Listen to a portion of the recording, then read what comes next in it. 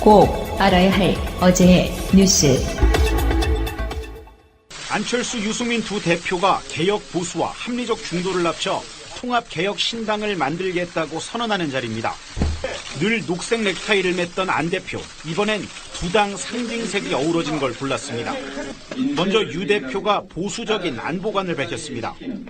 북한의 유화적인 대북 정책으로는 우리 국민과 대한민국을 지켜낼 수 없습니다. 안 대표는 문재인 정부의 소득주도 성장은 박근혜 정부의 증세 없는 복지처럼 허구라며 날을 세웠습니다. 무능, 독선, 오만에 사로잡힌 민생 정책들은 내놓는 것마다 시장에서 실패하고 있습니다. 안 대표 측은 다음 달 4일 전당대회 준비를 서두르고 있지만 당내 통합 반대파의 반발은 더 거세졌습니다. 안철수 새정치의 타락, 유승민 보수개혁의 공허함을 목격한 국민들에게는 흘러간 유행가의 재탕에 불과했습니다. 특히 투표 장소를 전국 23곳으로 분산한 것은 집단 반발을 막으려는 꼼수라고 비판했습니다. 당 밖에서도 민주당은 보수 야합, 한국당은 생존 위한 피난처, 정의당은 지방선거를 겨냥한 떴다방일 뿐이라고 혹평했습니다. 더불어민주당 박범계 의원이 페이스북에 올린 글입니다. 한국수자원공사 대전본사에서 4대강 관련 문서가 대량 파기되고 있다는 제보를 받았다는 내용입니다.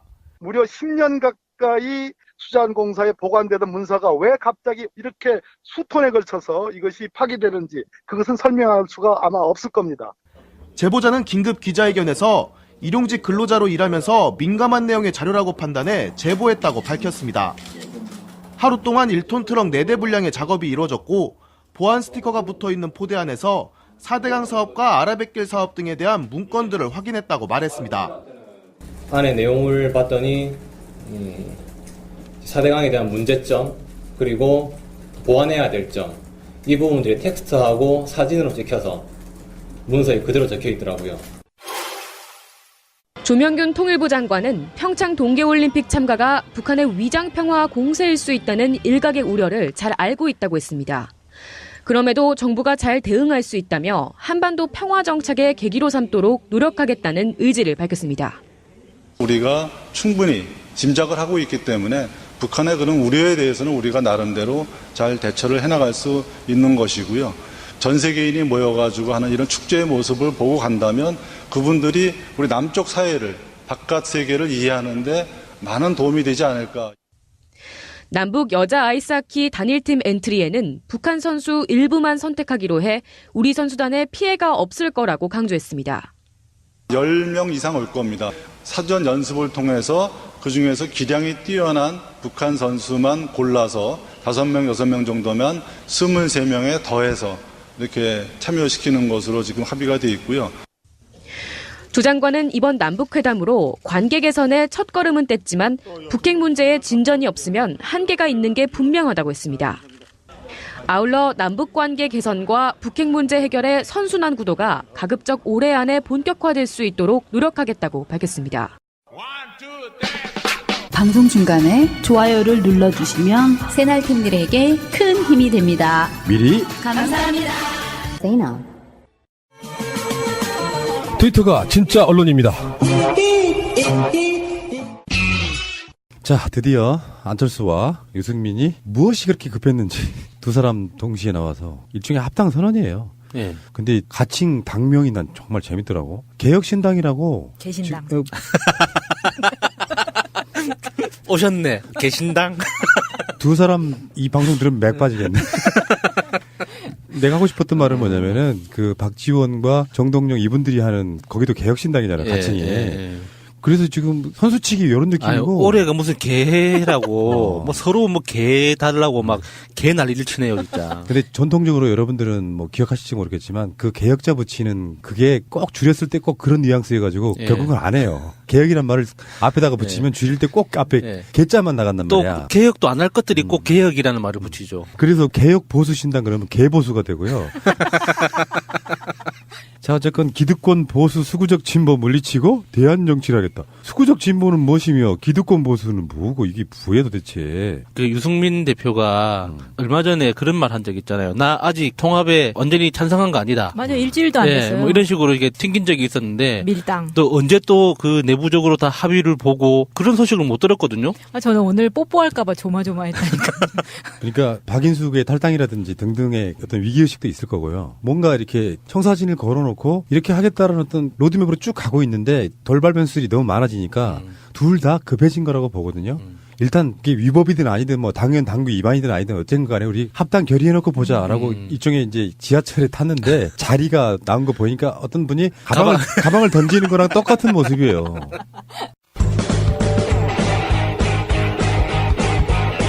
제도로서의 민주주의가 흔들리고 구타는 일은 이제 없습니다. 민주주의가 밥이고 밥이 민주주의가 되어야 합니다. 마음이 급해진 것 같아요. 네. 그래서 여러 가지 이야기들을 했는데 다 뻔한 소리예요. 한번 보세요. 내가 이야기해볼까. 안철수가 이렇게 말했어요. 통합개혁신당은 낡고 부패한 구태정치와의 전쟁을 선언한다. 유언병시. 낡고 부패한 구태정치가 니들이거든. 패거리, 개파, 사당화 같은 구태정치와 결별하였다. 패거리, 개파, 사당화가 지금 안철수가 보여주는 모습 아니에요. 그러니까 그 세 개 단어 전부가 자기 자신한테 딱 적용되는 건데 그거를 없애겠다고 말하는 게 진짜 웃기잖아요. 예. 그러니까 내로남불이기도 하고 자기 모습은 돌아보지 못하는 대표적인 그런 모습이라고 생각이 들어요. 하나하나가 다 자기의 모습이에요. 시민들의 정치 참여를 보장하고 낡은 지역주의를 극복하여 동서가 화합하고 통합된 나라를 만들겠다. 바른정당의 어느 정도 기반이 영남에 있다 보니 또 이제 국민의당의 지역적 기반과 함께 또 이런 식으로 이렇게 짜 맞추고 지금 당원들의 정치 참여를 가로막기 위해서 지금 발버둥을 치면서 시민들의 정치 참여를 보장한다는 이 말이 도대체 누가 믿어줄까요? 이거를 자기 스스로는 믿을까요? 이 말을? 그래서 이제 박지원 의원이 여기에 대해서 평한 게 있는데 이렇게 얘기했어요. 두 꼬마당 대표의 합당선언 발표 생중계로 시청했다. 홍준표의 기자회견문을 낭독하는 것으로 착각할 정도의 수구 보수 선언을 한다.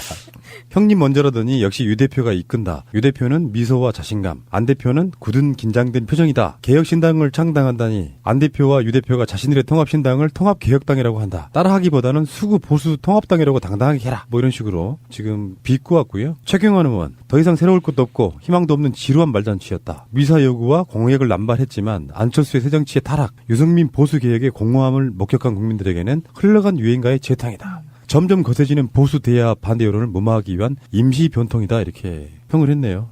뭐 흘러간 유행가의 재탕이란 생각은 저도 비슷하게 했었어요. 그쵸. 그런데 안철수와 정말 유승민의 기자회견의 태도는 정말 상반됐었어요. 오히려 안철수는 약간 어른 흉내를 낸다고 해야 되나? 굉장히 목소리나 이런 것들이 예전에 했습니까? 이때랑 다른 모습을 좀 보여주려고 노력을 하는 것 같더라고요. 그만 좀 괴롭히십시오. 그때랑 달라졌어요, 진짜. 이제 정치인들이 보기엔 안철수가 대중적 인기가 있고 뭔가 사회적으로 호평을 받을 때는 상관이 없는 캐릭터인데 나쁜 쪽 이미지화 돼서 계속 어떤 비판을 받을 때는 안철수는 구상유치한 느낌 나잖아요. 정말 어린이 같은 느낌.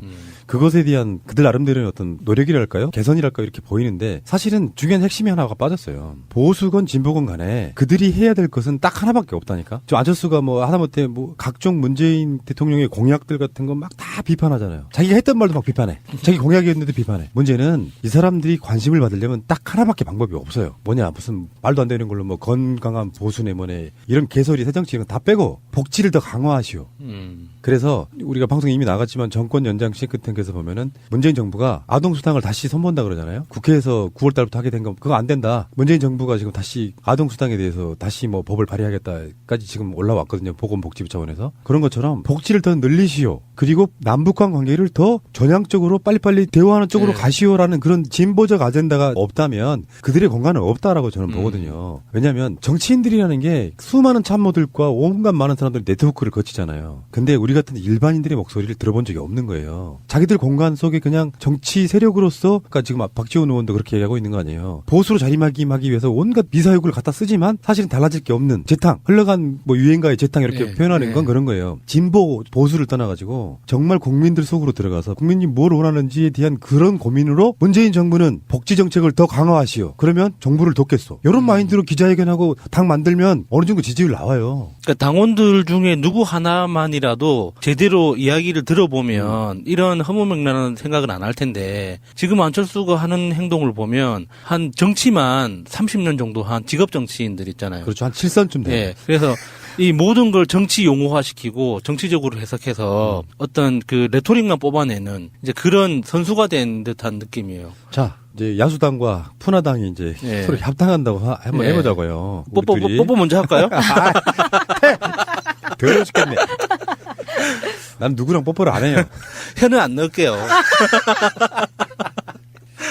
만약에 우리 같은 사람들이 푸릇푸릇하게 뭐 이렇게 예. 그거 이야기 한다 그러면 진짜 그럴 것 같아요. 용어도 아까 말한 것처럼 조금 더 이렇게 일반인의 언어로 푸나당과 야수당이 오늘부로 당을 합치게 됐습니다. 합치게 된 이유는 다른 거 없습니다. 국민들의 실생활에 있어서 굉장히 많은 복지를 추구하기 위해서 우리 두 당이 사실은 좀 세력이 미약하지만 합쳐서 문재인 정부가 복지를 더 잘할 수 있도록 우리가 열심히 서포트하는 정당이 되겠습니다. 화이팅.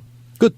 뭐 이런 정도로 해주면 쉽잖아. 네. 그 개념이 없는 소리 하는 겁니다 지금. 뭐. 근데 안철수가 지금처럼 약간 희화화돼 있고 정치적으로도 그렇게 힘이 센 것 같지도 않고 세력이 있는 것 같지도 않고 지지자들도 그렇게 모르겠어요. 저는 잘 못 느끼겠거든요. 그런데 왜 계속해서 이렇게 당의 중심의 역할을 하는 거죠? 저는 그 이유 중에 하나가 이 사람이 돈이 많기 때문 아니에요? 왜냐하면 어쨌든 당을 만들 수 있는 재력을 가지고 있으니까 자기가 돈을 대겠다 해서 그렇게 시작하는 것처럼 계속 이런 식으로 제가 봐도 너무 웃긴데 이 사람이 계속해서 이런 정치권에서 너무 주목받는 게 지금 이해를 할 수가 없어요. 아 그러니까 이건 이렇게 봐야 돼. 전체적인 하향 평준화 같아요. 아까 말씀하신 건 내가 봤을 때는 10%쯤 이유는 있어요. 공공한 사람은 아니야. 근데 그게 전체적인 이유는 아니고 이를테면 5년 전에 안철수의 등장. 그래서 사람들이 많이 열광했던 안철수는 실제로 그 당시 여론조사 보면 서울시장에 한 7, 80% 이상의 지지를 받는 신선을 했으니까 정치인들은 항상 정치인으로 보이잖아요. 야당이 여당이든. 그래서 그 힘으로 지금까지 대선까지 왔는데 대선 때 이미 그 실체가 드러났습니다. 실력도 없고. 그래서 그런 얘기 이따가 뒤에 다시 얘기가 나오겠지만 유성엽 의원이 그랬잖아요. 내가 다 만들어줬는데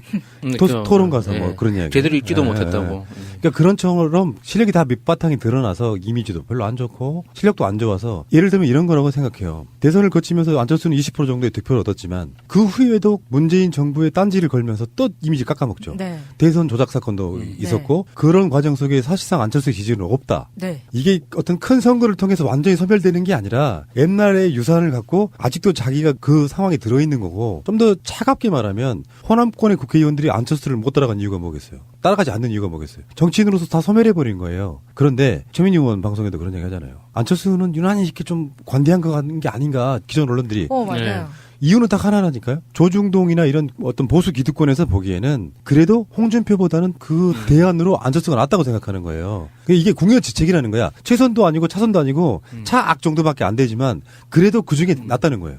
근데 우리가 보기에는 유승민이 더 낫잖아. 이미지적으로는. 저는 일종의 언론 카르텔이라고 생각하거든요. 언론이 다뤄야 되는 정치인들의 이슈에 절대 분량이 있는데 그중에 서울대 출신은 항상 있어야 된다는 어떤 그런 암묵적 카르텔 같은 거라고 느껴져요. 안철수가 여기서 빠져버리면 공간이 굉장히 크거든요. 전체 지면 공간에서 우리가 매일매일 소비하고 생산되는 뉴스의 절대 분량에서 안철수가 갑자기 빠져버리면 거기를 대체할 수 있는 분량이 없어요. 지금 현재로는. 그러니까 서울대 출신이라는 어떤 그 우리나라 항대 카르텔, 언론 카르텔들이 안철수라는 이름으로 생산되는 정치 컨텐츠에 대해서 그냥 뽑아먹고 있는 거예요, 그냥. 저는 그렇게 보거든요. 그러니까 일단은 대안이 없어서 이게 여야가 공방이 되고요. 나라야 잘 되든지 말든지 뭔가 정치 이슈로서의 완고한 세력으로서 야당에 대한 어떤 그 고정관념 이런 것들 때문에 절대적인 강자가 사라지면 일방적으로 여당이 독주하게 돼요. 그런 면에서 문재인 대항마로서 홍준표냐 안철수냐 유승민이냐인데 일단 당으로만 보면 유승민이 가장 약한 세력이잖아요.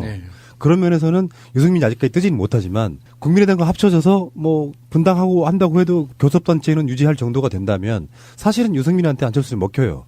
정치인의 분량으로서는 저는 먹힌다고 봐요. 그러면서 안철수를 유승민을 띄우는 불쏘시개 용으로는 욕 바가지로 처먹게 만드는 거. 안철수 자체가 완전 소멸되는 그러면서 유승민이 나중에 자유한국당을 접수하는 과정까지가 안철수는 완전히 소모품으로 저는 전락할 거라고 봅니다. 그런데 이 어떤 정치적인 흐름을 모르는 상태에서 나와가지고 쫓기듯이 지하철에서 가방을 빈 자리에 던지듯이 참 뭐 하자는 겁니까 지금. 실망입니다 씨발. 자 잠시 후에 오겠습니다. 자 정치에 신문하신 분들께 사이다 같은 저는 굉장히 힐링되는 그런 소식을 한번 전해드리겠습니다. 전주에서요. 개혁신당 결의대회라는 게 있었어요. 개혁신당 전북 결의대회. 아, 지금 이게 정치 소식이 아니라는 말씀인가요? 코미디잖아요. 아. 좀 무슨 말씀인가 했네. 예능. 예. 여기서 이제 나오는 그 합당 반대파들의 발언들이 난 너무 충격적이었어요. 제가 안철수를 정말 싫어합니다만 안철수 안 보고 있다고 대놓고 안철수 대표란 말을 안 써. 안철수가 이 정도 되면 사실 분당된 거라고 봐야겠죠. 네. 물론 안철수에 대한 배신감 때문에 그럴 거예요. 그냥 밀어붙이고 있잖아요. 유신식으로. 법이 문제가 되면 법을 뜯어 고쳐. 당규 정도는 뭐 껌이야. 그러니까 사실 안철수가 차라리 배신 같은 짓이라도 했다면 모르겠는데 정말 멍청한 짓을 하고 있는 거잖아요. 그러니까 그게 그거야. 안철수가 지금 이런 방식으로 가다가는 나중에 이렇게 돼요. 박정희가 여론을 조작해가지고 대통령을 더 하셔야 됩니다. 그런 거에 놀아나가지고 결국에는 영구집권체제, 총통제, 그게 유신이잖아요. 네. 마찬가지로 안철수의 지금 방식이면 당대표 임기를 국민의당이 정권을 잡는 날까지로 한다. 바꾸는 건 그게 괜찮네요. 그런 방식으로 바꿀 수도 있는 거예요. 네. 법은 닥쳤을 때 자기가 걸림돌이 되면 그 법을 제거하는 방식으로 가는 건 민주주의자가 아니에요. 나랑 상관이 없는 상황에서 법을 정비를 해놓고 나중에 문제가 생기면 또 그걸 바꾸는 방법은 있지만 내가 직접 관련돼 있는 문제를 이를테면 문재인 대통령이 뭔가 현행법적인 무슨 범죄에 걸렸어. 근데 그게 대통령한테 면책특권이 주어지는 게 아닌 상황이야. 그럼 바로 국회를 통해 가지고 법을 고치는 거랑 똑같은 행위란 말이에요. 네. 말도 안 되는 짓거리 하는 거지. 거기에 대한 국민의당 그 의원들, 그쪽 의원들의 일종의 자기 고백일 수도 있고 분풀이일 수도 있는데 일단 박지원 의원. 대선 때 안철수 지지한 것을 먼저 사과하겠다. 우리 당원들이 안철수 대통령 만들겠다고 얼마나 고생하고 또 고생했습니까? 그런데 안철수는 그동안 호남이 베푼 은혜를 무시하고 당을 팔아먹은 배신자 노릇을 하고 있습니다. 이런 사람은 당장 망하게 해서 자신이 좋아하는 외국으로 보내버려야 합니다. 미크 말씀이시죠? 아니 지금 현재 한 당에 있고요. 심지어는 박지원은 안철수의 상황으로 불렸던 사람이에요. 네. 근데 이렇게 말한다는 거는 정치인들이 할 수 있는 최고의 저주잖아요. 이건 좀 뭐라 해야 되나 이후에도 계속 또 다른 그 의원들의 멘트도 나오겠지만 자기들의 격까지 같이 떨어지는 느낌이에요. 그런데 그만큼 분노하고 있다는 네. 뜻이죠. 법 바꾸는 형태로 막 밀고 가니까. 장병환 의원. 안철수가 대선 때 만세 외치면서 만든 포스터 보셨습니까? 거기에 우리 당 이름이 있었습니까? 아니요. 아니요라고 답하자. 안철수는 그런 사람입니다. 얼마나 국민의당과 당원을 우습게 보고 무시했으면 자기 대선 포스터에 당 이름조차 넣지 않았습니다. 심지어 캠프에 있는 주요 당직자들하고 상의조차 하지 않고 포스터를 만들었습니다. 그때는 뭐하고 지금. 자, 다음에 유성엽 의원. 대선 때 안철수 대통령 만들어 보겠다고 토론회에 앞서 문재인 당시 후보의 공공부문 일자리 증가 공약을 반박하는 자료를 만들어줬습니다. 그런데 이 바보가 그거 하나 제대로 말을 못해서 MB 아바타라는 소리를 듣고 하룻밤에 지지율이 폭락했습니다. 그러니까 공공부문 일자리 공약을 반박하는 자료를 만들어 줬는데 그걸 제대로 가서 풀지를 못했구만. 여기 이런 데서 실력이 드러나거든요. 좀 이렇게 역량이 있는 의원들은 키워드와 숫자만 딱 줘도 알아서 풉니다. 그런 걸 보면서 제가 대표적으로 기억하는 사람이 추미애 대표님. 한 15분짜리 이 이야기를 키워드 2개와 숫자 5개로 다 풀어냈었어요. 상임위장에서. 제가 그걸 보면서 와 무서운 사람이다라는 생각을 했거든요. 안철수는 그게 안 되는 거죠. 그냥 화만 나서 적어줘도 못 읽었다는 거잖아요. MB 아바타냐 이 말을 해버린 거죠. 자, 그다음에 연속되는 말 있죠? 지금 안철수가 통합을 추진하는 것도 대통령 한번 해보겠다고 길을 쓰고 있는 겁니다. 안철수는 대통령 병에 걸린 환자, 그 이상도 그 이하도 아닙니다. 드디어 안철수가 제일 싫어하는 말이 나왔어요. 대통령병 환자. 뭐 안신병자나 뭐 그런 말도 들었는데 무슨 뜻이에요? 그걸 못 알아먹을 것 같고. 네, 그러니까 대통령병 환자라는 말에 대해서 가장 반박을 많이 해왔거든요. 나는 대통령 되기 위해서 그런 게 아니고 뭐 어쩌고저쩌고 여러 가지 변명을 했는데 결론적으로 목표는 안철수의 대선 목표. 사실은 진영이 진보에서 보수로 바뀌는 걸까지 감수하면서도 계속 밀어붙이고 있다 이런 거고요. 정동영 의원은 또 얘기했습니다. 안철수는 호남과 김대중 대통령 정신을 배신하고 보수 대야합을 시도하고 있습니다. 평창 올림픽 때 한반도기를 들어서는 안 된다는 바른정당, 그리고 자유한국당과 합치려는 의도가 분명히 숨어 있습니다. 좀 아픈 부분이긴 합니다. 그러니까 지금 이따가 다시 이야기가 나오겠습니다만 통일에 대한 개념 자체가 없어요. 심사숙고해서 자기 스스로를 사유해 본 적이 없기 때문에 그래요. 통일이 왜 중요하고 남북 관계가 좋아지는 게 왜 중요하고 이런 그렇죠. 개념이 없어요. 그러니까 이제 뭐 인공기니 뭐 어쩌고저쩌고 이런 또 그게 들이 나오는 거거든요. 전형적인 기득권들의 특징이죠. 나는 살만하니까 그런 고민을 안 하는 거죠. 그러니까 이달 28일 날 개혁신당 창당준비위원회 발기인대회를 연다라고 해요. 그러니까 국민의당은 이제 사실상 깨진 거죠. 예. 정치인이 이렇게 무서운 거예요. 당대표로 있을 때는 우리 안철수 대표님이 어쩌고 하던 사람들이 돌아서서 우리도 아니지. 안철수가 이거는 상대방 조롱하기 대표적인 모습 중에 하나거든요. 우리도 그랬잖아요. 방송할 때 박근혜에 대한 어떤 증오심 이런 것들 때문에 박근혜 대통령이라는 말 거의 쓰지 않고 정치인들한테는 뭐 허용해줬습니다만 그분들이 이제 어떤 논란의 대상이 될 수 있죠. 그러니까 안철수가 진짜 좀 막 이혼하려면은 말 그대로 합의해서 신사적으로 예를 들어서 이런 거죠. 그러니까 그 비례의원들 자기한테 반대하는 사람 신사적으로 내보내주고 자기하고 같이 갈 사람 바른정당으로 가고 이렇게 하면 이렇게 지저분한 모습까지는 안 볼 수 있거든요. 근데 왜 안철수가 도대체 뭘 바라고 이렇게 사람들을 나락으로 떨어뜨리고 있어요, 진짜. 왜 이러는지 정말 이해하기 힘듭니다, 진짜. 어디 누구한테 목 밑에 칼을 이렇게 들이맞은 사람 같이. 안철수의 파트너인 바른정당으로 한번 가볼게요. 바른정당은 지금 박인수 의원이 아무 말도 안 하고 있다가 탈당을 해버렸어요. 그래서 제일 무서운 거죠. 숫자가 중요하잖아요. 사실은 숫자가 9명과 10명의 차이. 이거 이제 홈쇼핑으로 보면은 10만 원짜리와 9만 9천 원짜리는 다른 것처럼 정치인은 정반대잖아. 10명을 채우느냐 이런 부분과 9명이냐. 두 자릿수와 한 자릿수 차이가 진짜 크죠. 이게 박인숙 의원 이게 기습 탈당했다는 기사를 보면서 카이사르 너마저라는 대사가 생각이 났어요. 그 카이사르가 칼을 그렇게 맞았잖아요. 뒤에서 갑자기 뜬금없이 푹 찔러 들어왔잖아요. 아, 브루투스 너마저구나. 근데 우리가 저번에 말할 때 남경필하고 김세현이 나가면서 이학재도 나간다고 했었는데 이학재를 주저앉혔어요. 유승민이 이학재 당신이 나가면 10명에서 빠져요. 그래서 이학재가 주저앉았는데 그 타이밍에 박인숙이 슉 나가버리네? 이학재 의원 얼마나 속상할까 진짜. 그냥 가버리는 건데. 유승민도 전혀 몰랐다고 그러죠. 이학재 의원이 자기 지역구에서 욕을 진짜 많이 듣고 있거든요. 그래서 지금 다음 3선이 지금 불투명합니다. 동네에서 욕을 너무 많이 듣고 있어서. 그래서 지금 어쨌거나 이제 자원을 많이 동원할 수 있는 자유한국당이 절실히 했는데 그래도 이렇게 원내대표가 이렇게 주저앉히는 바람에 참았는데 박인숙 의원이 치고 나가버렸네요. 그게 이제 비슷한 이야기인데 그 권성동 지역구 있잖아요. 강릉에. 거기 당협위원장이 강릉시장이에요. 이 사람이 지금 자유한국당 탈당하잖아요. 이유가 뭐냐면은 권성동이 바른정당으로 갔을 때 자유한국당 쪽에서 급하게 정비를 합니다. 지구당을 정비를 하면서 권성동이 나간 자리에 현재 강릉시장을 당협위원장으로 앉혀놔요. 근데 권성동이 복당하니까 그게 바뀌어요. 다시. 박인숙도 내가 봤을 때는 지역구가 이분이 송파 쪽이실걸요? 네, 송파. 그러니까 그쪽에 당협위원장에 대한 어느 정도 내락이 있었다고 봐요. 다시 복당하면 당협위원장 줄게. 그런 면에서 유해는 정말 재밌는 캐릭터인 거죠. 유해는 사실상 빈집이었던 상황에서 당협위원장이 됐다가 지금도 미스테리잖아요. 홍준표는 왜 유해를 쳐냈을까? 난 최근에 답을 찾았네. 뭐예요? 다른 거 없어. 개인 비리 이런 걸 떠나서 사생활 이런 걸 떠나서 유해가 홍준표가 당대표로서의 느낌을 갖고 있을 때 비주류이기 때문에 사실은 좀 저 잡놈 이런 느낌으로 발정제 이런 느낌으로 영이 안 서요. 영이. 믿고 따르는 사람이 아닌 거예요. 홍준표 자체가 당내에서 비아냥거리는 거지.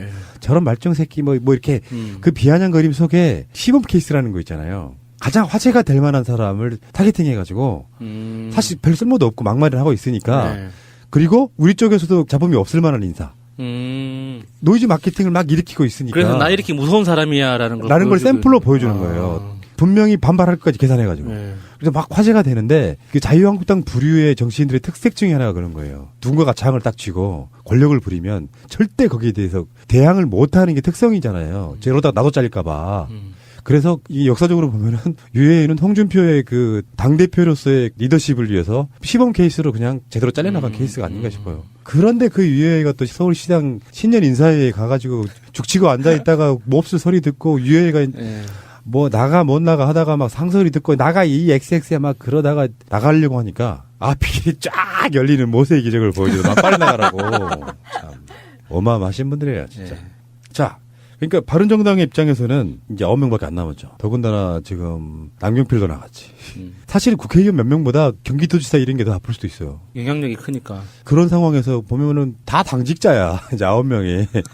전 인민의 간부화 뭐 이런 거. 오신환이는 원내대표고 유승민은 당대표고 하태경은 최고위원이고 김선동은 사무총장이고 권오울은 최고위원이고 막 이런 식이야. 이 사람들이 이렇게 나가면 정치는 새싸움이라고 그랬잖아요. 네. 특히 첨예하게 대립할 때는 저쪽에서 이렇게 완고하게 버텨주면서 13명 정도가 이렇게 딱 버티고 있으면서 딱 합당이 돼야 되는데 계속 비아냥거리를 제공하는 거예요. 바른정당에서 합당 반대파들한테 봐봐. 또 박인숙 나가잖아.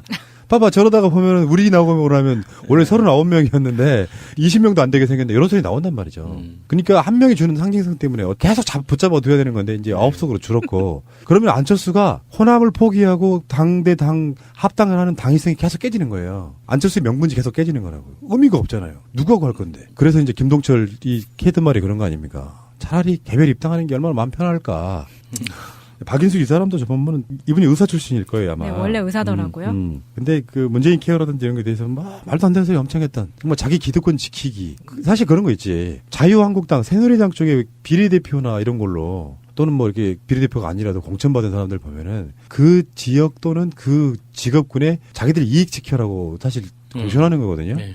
나이도 많아요. 지금 올해 7순입니다. 48년생이에요. 박인숙 씨가요? 네.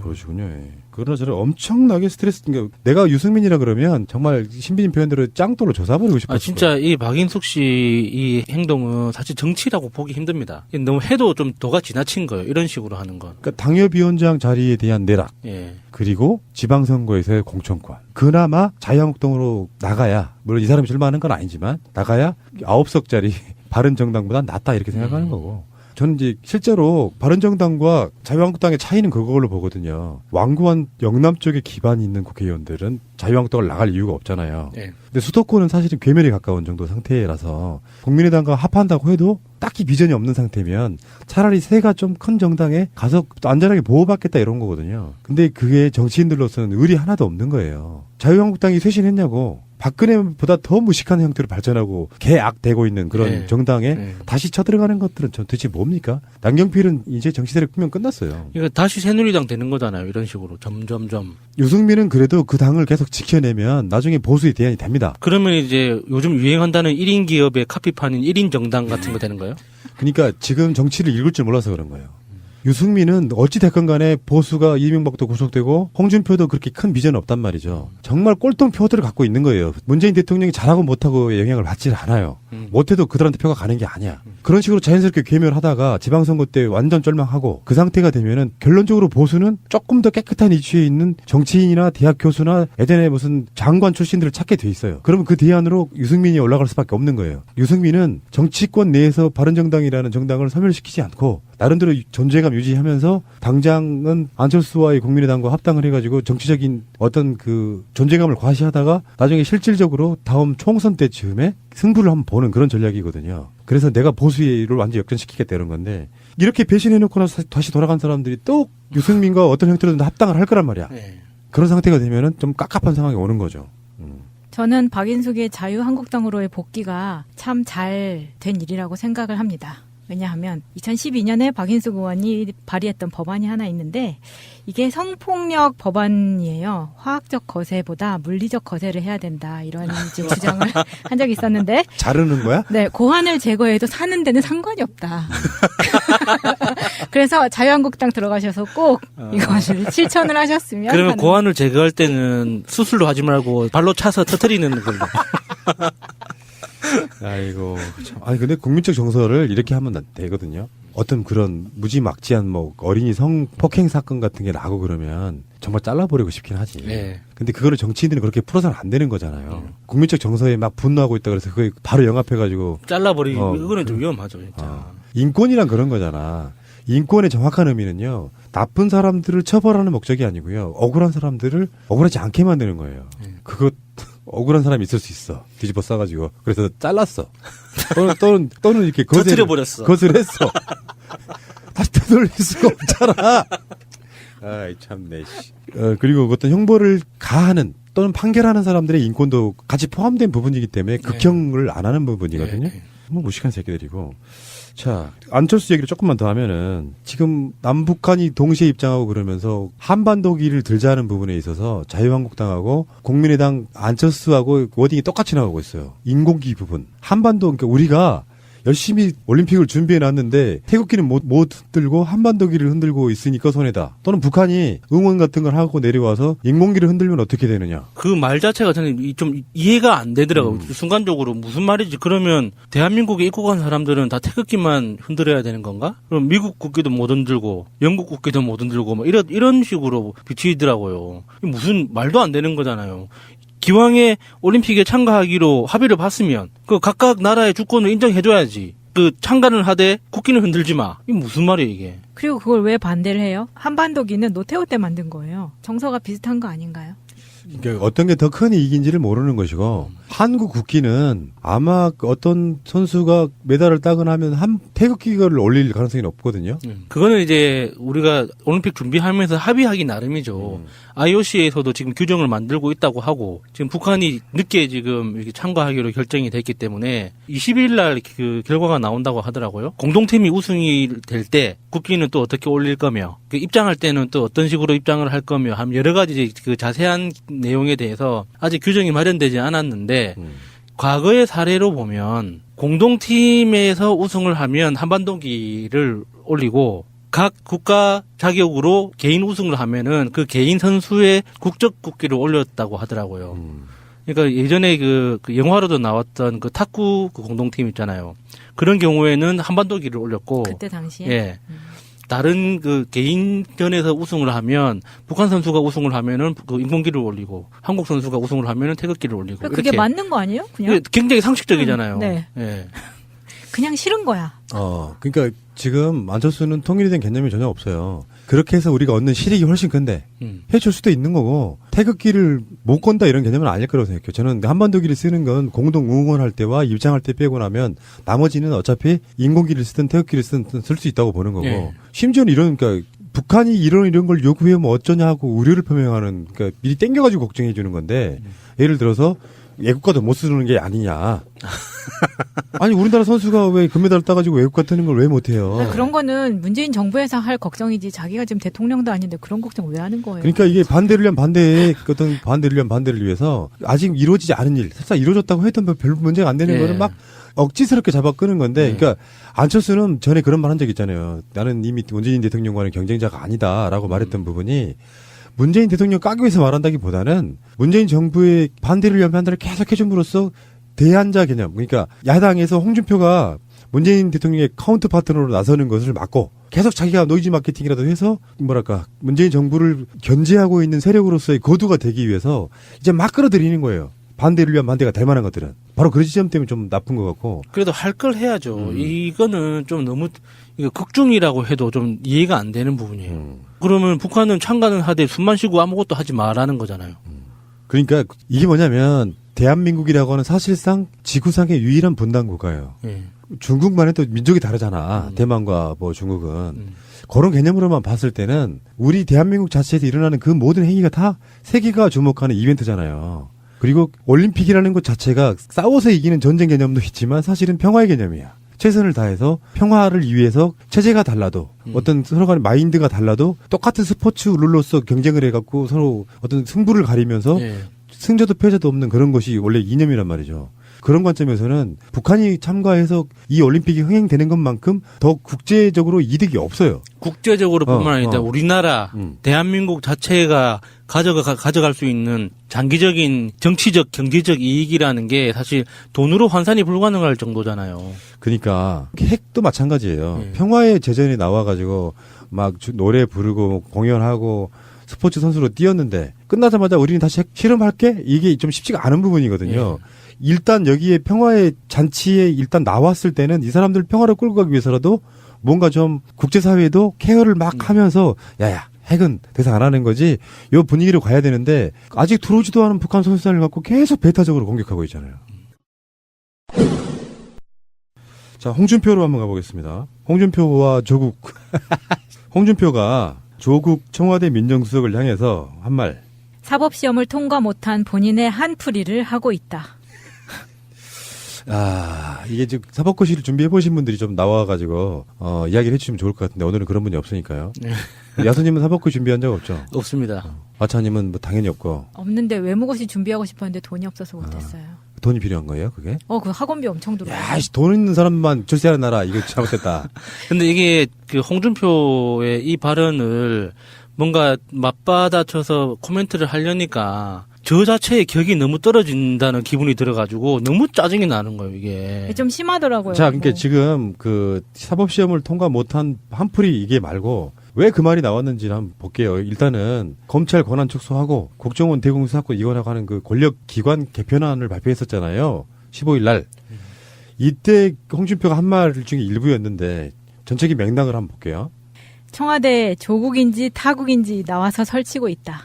사법시험을 통과 못했으면 그것으로 그만이지 권력기관을 개편하고 검찰의 힘을 빼고 있다. 측은하다. 미친 새끼예요. 진짜 아니 개새끼예요. 이게 그러면은 사법시험을 통과하지 못한 사람은 법이나 제도에 대해서 입도 뻥끗하지 말라는 거잖아요. 그러니까 조국 수석 자체가 사법시험을 한 번도 본 적이 없는 이유가 법을 가르치는 학자로 남고 싶다가 이번에 일관된 생각이었어요. 그러니까 그 예전 조국 수석 인터뷰 기사를 보면 학생운동하는 과정을 쭉 지켜보면서 경찰과 법조인들이 정권에 불붙어서 어떻게 하는 거를 너무 자세히 봤기 때문에 자기는 저렇게 살아갈 자신이 없어서 사법고시를 보지 않기로 결심했다고 하더라고요.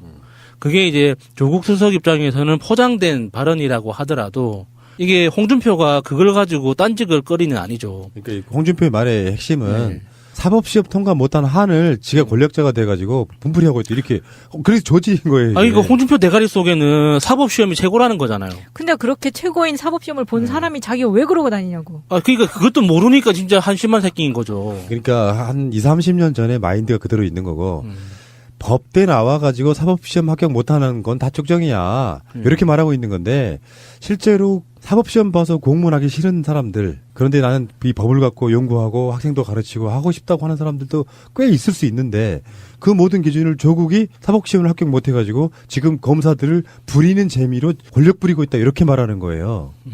야, 정말 저질이다 진짜. 좀 심하네. 지 입장에서 자기 머릿속에는 대한민국의 신분 계층이 사법고시에 합격해서 검사를 해먹었던 사람, 아닌 사람 딱 둘로 나뉘는 거잖아요. 다시 또 예전에 안 좋은 기억이 또 떠오르네요. 그 개돼지 발언했던 그런 사고방식이 딱 드러나는 거예요.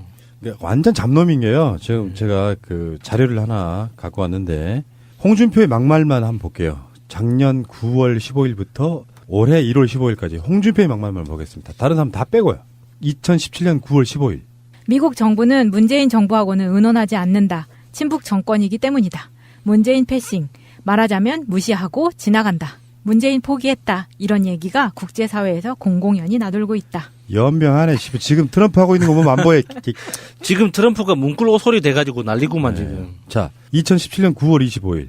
야당. 정진석 발언 키우면 노무현 뇌물 범죄 수익 환수. 뭔 말이야 이게. 지금 그 장제훈이 썰전 나가죠. 썰전 나왔었어요. 한 번. 네, 나왔었어요. 거기서는 한 말이 좀 기억나는데 계속 이명박 다스 얘기하면은 꼭 뭐 450만 달러는 어딨냐고 막 물어요. 그 이미 다 팩트가 아닌 걸로 밝혀졌잖아요.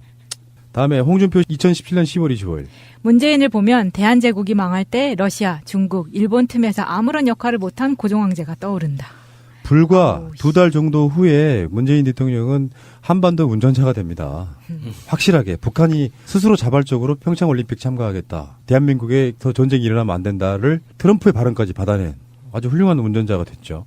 자, 다음에 2017년 11월 23일. 세월호 의혹 7시간을 확대 재생산해서 집권했는데 6월 은폐 5일이면 얼마나 중차대한 범죄냐.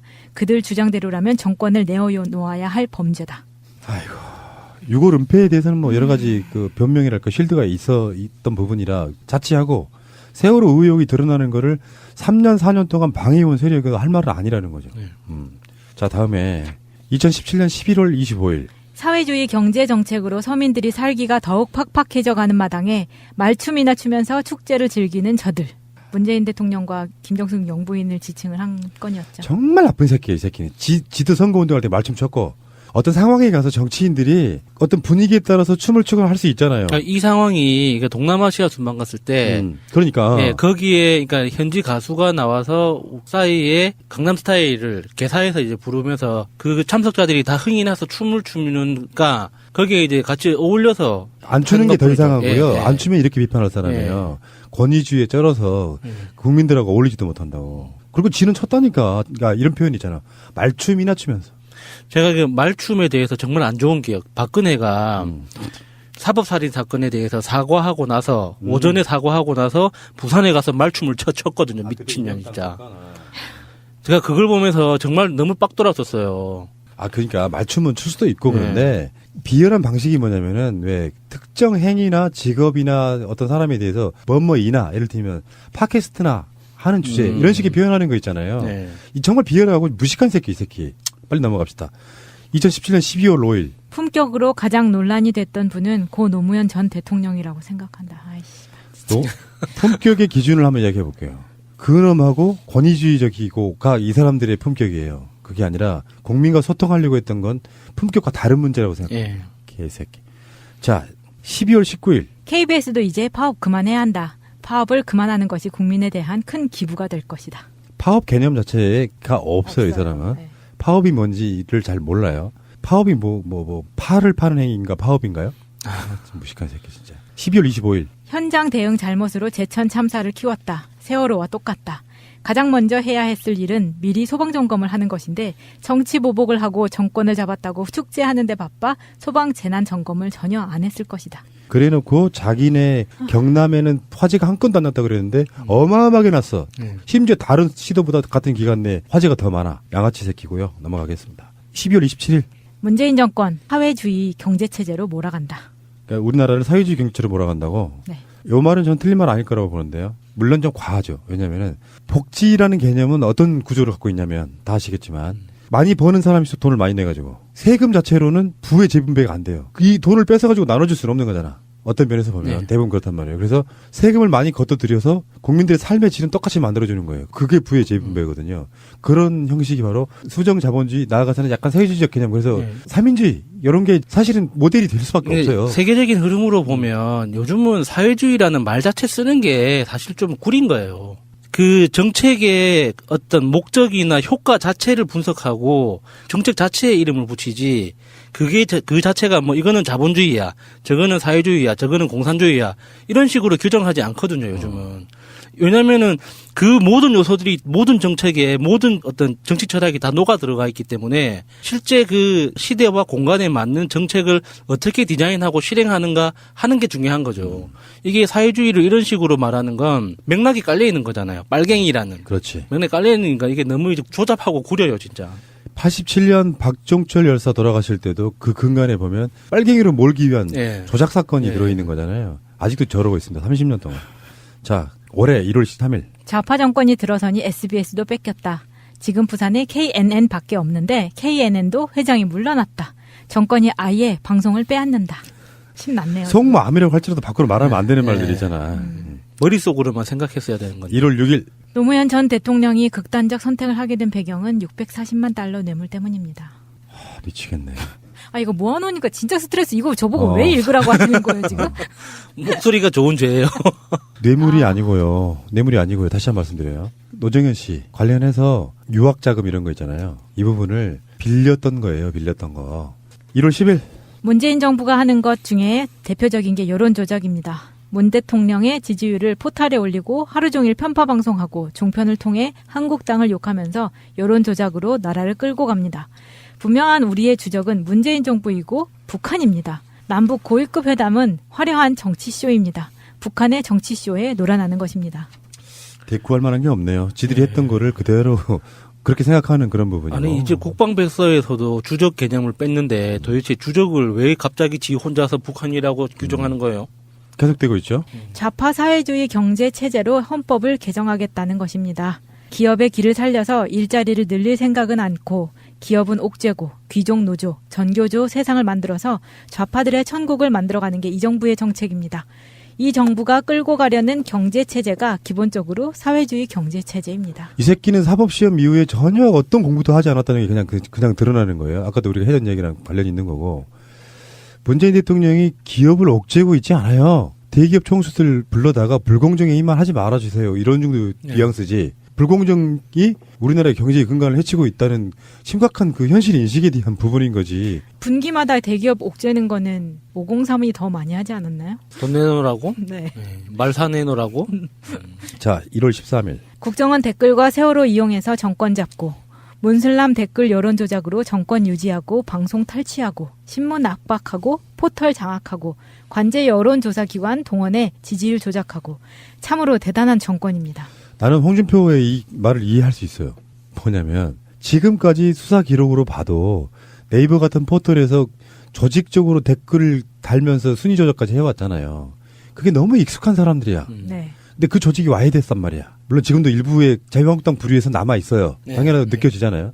근데 이런 조작하다가 그게 익숙해지지가 않은 게 일반 민심이 그대로 드러나니까 이건 조작이라고 느끼는 거예요. 왜? 지들도 했기 때문에. 정권 잡으면 당연히 SBS도 잡게 되고 댓글로 조작할 수 있다고 생각하는 거야. 정말 후져요, 이 사람 마인드. 근데 우리가 지금 포털을 장악한 상태도 아니잖아요. 지금 네이버에서 얼마나 열심히들 싸우고 있는데 지금 이 말도 안 됩니다. 근데 이게 홍준표가 진짜 쓰레기인 게 굉장히 짧은 문장 안에 인종차별, 종교차별 이런 굉장히 대단한 쓰레기 같은 생각들이 다 드러나 있어요. 진짜 뭐 이런 게 다 있나 싶네요, 진짜. 자, 1월 15일. 문재인 정부는 맨날 쇼만 합니다. 영화 보고 대통령이 질질 웁니다. 아이 개새끼 진짜. 이런 식으로 대국민 쇼를 해서 상황을 넘어가는 걸 쇼통 정권이라고 합니다. 문재인 정부는 세월호를 부풀리고 국정원 댓글도 부풀리고 탄핵을 유도하고 탄핵 후에 좌파 광풍 시대를 열면서 정권을 잡았습니다. 아, 못 듣겠다 진짜. 왜 흙탕물 흐리기 이걸 물타기라 그러잖아요. 얼핏 들으면 맞는 말인 것도 같아. 근데 자세히 들어가 보면 그들이 해왔던 짓거리를 이쪽도 똑같이 하고 있다고 하는 정도밖에 없어요. 지금 내가 봤을 땐 그래요. 부풀리고 뭘 부풀렸다는 건데. 세월호를 부풀리고. 세월호를 부풀린 게 아니라 세월호를 계속 축소 은폐해왔지 이 사람들이. 자, 1월 15일. 우리가 하나가 돼서 사회주의 경제체제, 사회주의 국가로 만들려고 하는 좌파 문재인 정부를 척결해야 합니다. 이거는 지금 내란 음모 아닌가요? 이 사람 잡아가야 될 것 같은데. 아니 만약에 집권한 지 1년도 안 된 정권은 8개월 정도밖에 안 된 정권한테 만약에 그 사람들이 정권을 잡고 있는데 박근혜가 지금 집권한 지 한 8개월 됐는데 야당 인사가 특히 야당의 대표가 좌파 문재인 정부를 척결해야 된다 이렇게 말을 하면 어떡해요? 어떻게 됐을 것 같으세요? 국정원이 출동했겠죠. 아니 당연히 이건 내란 음모잖아. 척결이라는 게 뭐야? 없앤다는 뜻이잖아요. 네. 미친 새끼들이네. 다음. 현 정부는 세월호와 국가정보원 댓글 사건을 과대포장하고 침소봉대해서 집권한 정권입니다. 그냥 축소 은폐하고 조작하고 해서 지금까지 이 작업들을 해왔던 게 누구냐고. 국정원 댓글은 불법이고 문슬람 댓글은 적법합니까? 거짓말도 계속하면 참이 됩니다. 괴벨스식 나라 운영입니다. 아 진짜 정말 듣기가 좀 힘드네. 국정원 댓글은 세금으로 공무원들이 정치에 개입해서 선거에서의 박근혜 당선을 목적으로 한다든지 또는 여론 조작을 위해서 투입된 거고 문슬람이라는 표현은 좀 기분 나쁩니다만 일반 국민들이 자발적으로 하는 거는 그게 민심이라는 거예요. 예를 들어서 야수님이 댓글팀을 하나 만들어. 그리고 돈 10원도 지급하지 않아. 자발적으로 만드는 건 불법 아니에요. 네. 어떤 댓글도 받지 않잖아요. 네. 이것은 불법이 아니라고. 불법과 불법이 아닌 거를 구분 못하는 자가 이런 얘기를 하고 있는 거예요. 거짓말도 계속하면 참이 된다? 괴벨스식 나라 운영? 에이씨. 상대방 대통령이 잘하는 꼴은 못 보고 계속해서 이런 식으로 이제 흔들어대기. 언젠가는 이게 무너질 거라고 생각하는. 그래서 계속 똑같은 말 흔들어대는 거예요. 이 사람한테 어떤 얘기를 해줘도 알면서도 계속 똑같은 말 하는 거예요. 지적 능력도 떨어져 있어요. 장화도 뒷손으로 못 씻는데. 자, 마지막. 지방선거가 저들에게 넘어가면 자유 대한민국이 사회주의 공화국으로 변하게 될 수도 있습니다. 아니, 이런 나쁜 새끼가 있나요? 그러니까 지구상에 사회주의 공화국이라는 걸 표방하는 국가가 존재하고 있나요, 지금? 지금 이게 사회주의 공화국이라는 말 자체를 쓰는 용법 자체가 너무 진짜 지금 한 40-50년 전에 용법이에요. 진짜 이 무식함이 이 시대를 따라오지 못하고 있는 사람인 것 같아. 지방선거가 저들에게 넘어가면 좀 정확히 말하면은 우리식으로 점잖게 말하면은 지방선거가 최소한 민주당 등의 민주진보 세력으로 바뀌면 훨씬 복지가 좋아지죠. 네. 그리고 실제로 지금 문재인 대통령이 네. 추구하는 개헌 중에는 가장 핵심 중에 하나가 지방분권이니까 네. 지방 세력마저 민주진보 세력이 가져오면 훨씬 국민들의 삶은 나아질 거라고 생각이 들어요. 그러면 이 사람들이 보기엔 그게 빨갱이 나라인 거예요. 그러니까 주구장창 재벌들이나 권력 가진 자들은 지들끼리 잘 먹고 잘 살아야 돼. 우리나라의 5%도 안 되는 이 숫자들이. 나머지 사람들은 잘 살면 안 돼. 뭔가 좀 배불리 먹고 살면 안 되는 거야, 이 개새끼가. 잘 알아들으셔야 되고, 하긴 뭐 이 말을 사람들이 뭔 거짓말 하고 있는지를 잘 알고 있기 때문에 지지율이 안 올라가는 걸 수도 있어요. 아니 사법고시 같은 거 본 자기 같은 사람들만 잘 먹고 잘 살아야지 일반 국민도 똑같이 잘 사는 시대를 원하지 않는 그렇죠. 거예요. 이게 바로 개돼지 이론이라는 거야. 사회주의가 어쩌고, 사회주의 무식한 새끼, 진짜. 공부 좀 해, 이 새끼야. 사법고시 합격했다고 그게 지적 능력이 훨씬 뛰어나다고 착각하는 이 개몰상식. 이런 자가 지금 제1야당의 대표이니까 사람들이 부끄러워서 지지를 못하는 거 아니에요. 앞절 망해봐야지, 이제. 지방선까지 망하고, 의회 권력까지 바꾸는 데까지 시간이 좀 걸리겠지만, 끝까지 정진합시다. 나 홍준표 적당불기.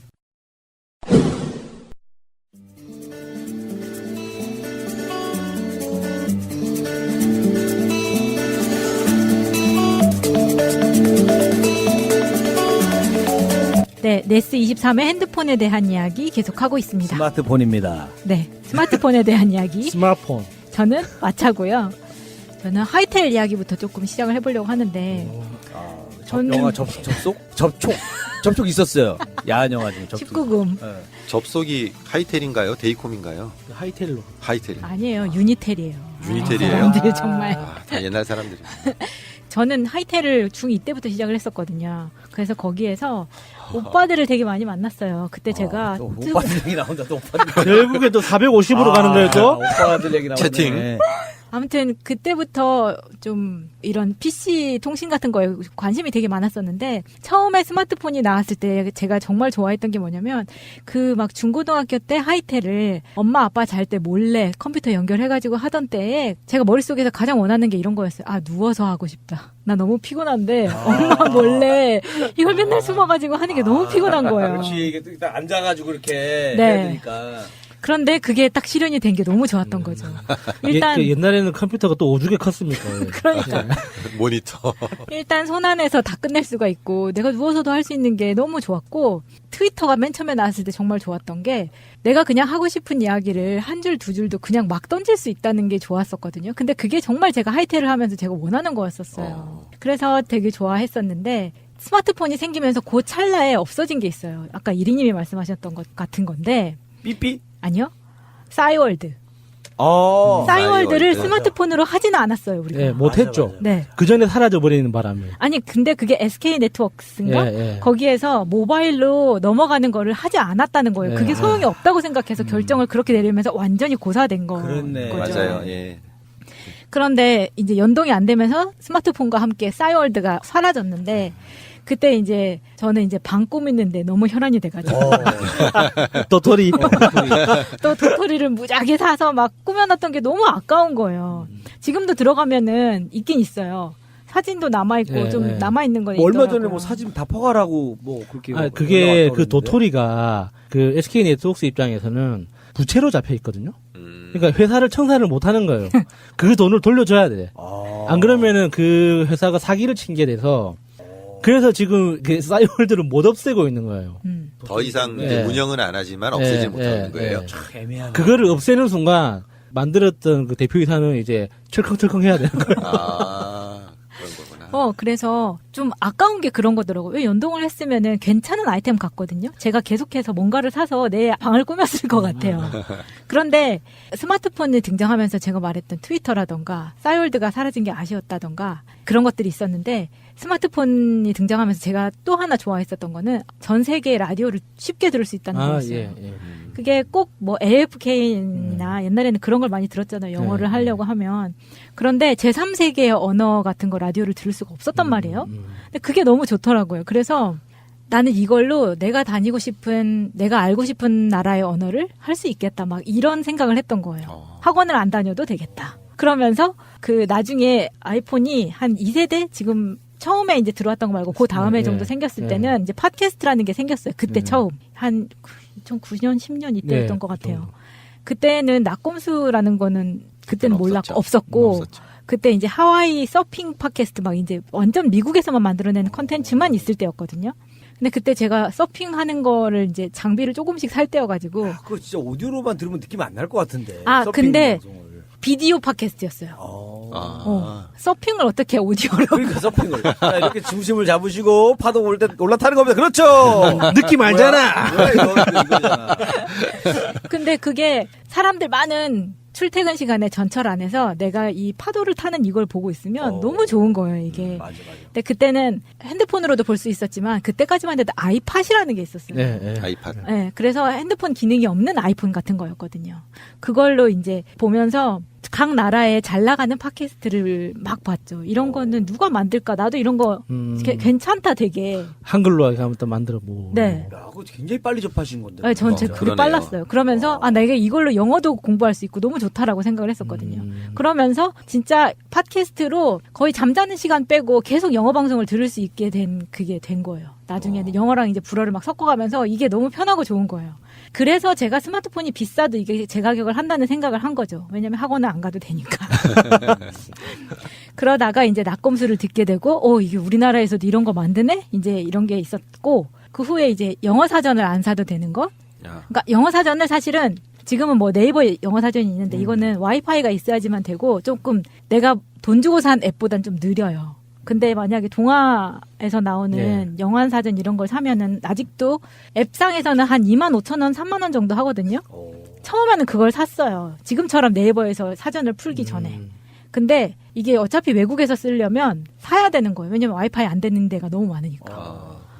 네. 근데 그럼에도 불구하고 내가 이 작은 핸드폰 안에 사전이 들어간다는 게 너무 획기적이었잖아요. 저는 정말 좋은 게 그 노래방 가서 노래 찾을 때도 그래요? 어플로 찾아요. 그러니까 그래요? 그래서 막 책 넘기고 뭐 이런 거 필요 없어요. 그냥 어플로 그냥 딱 노래 치면 바로 떠요. 스마트폰만 있으면 다 돼요. 그게 지금 요즘 학교 다니는 애들이 훨씬 더 좋다고 생각이 드는 게 옛날에는 막 가방에 사전 막 들어있고 막 이거 막 메고 다녔단 말이에요. 엄청 두껍죠. 계산기 갖고. 왜요? 그렇게 사전을 이렇게 실제로 사야지. 이렇게 슈킹도 해먹고 좀.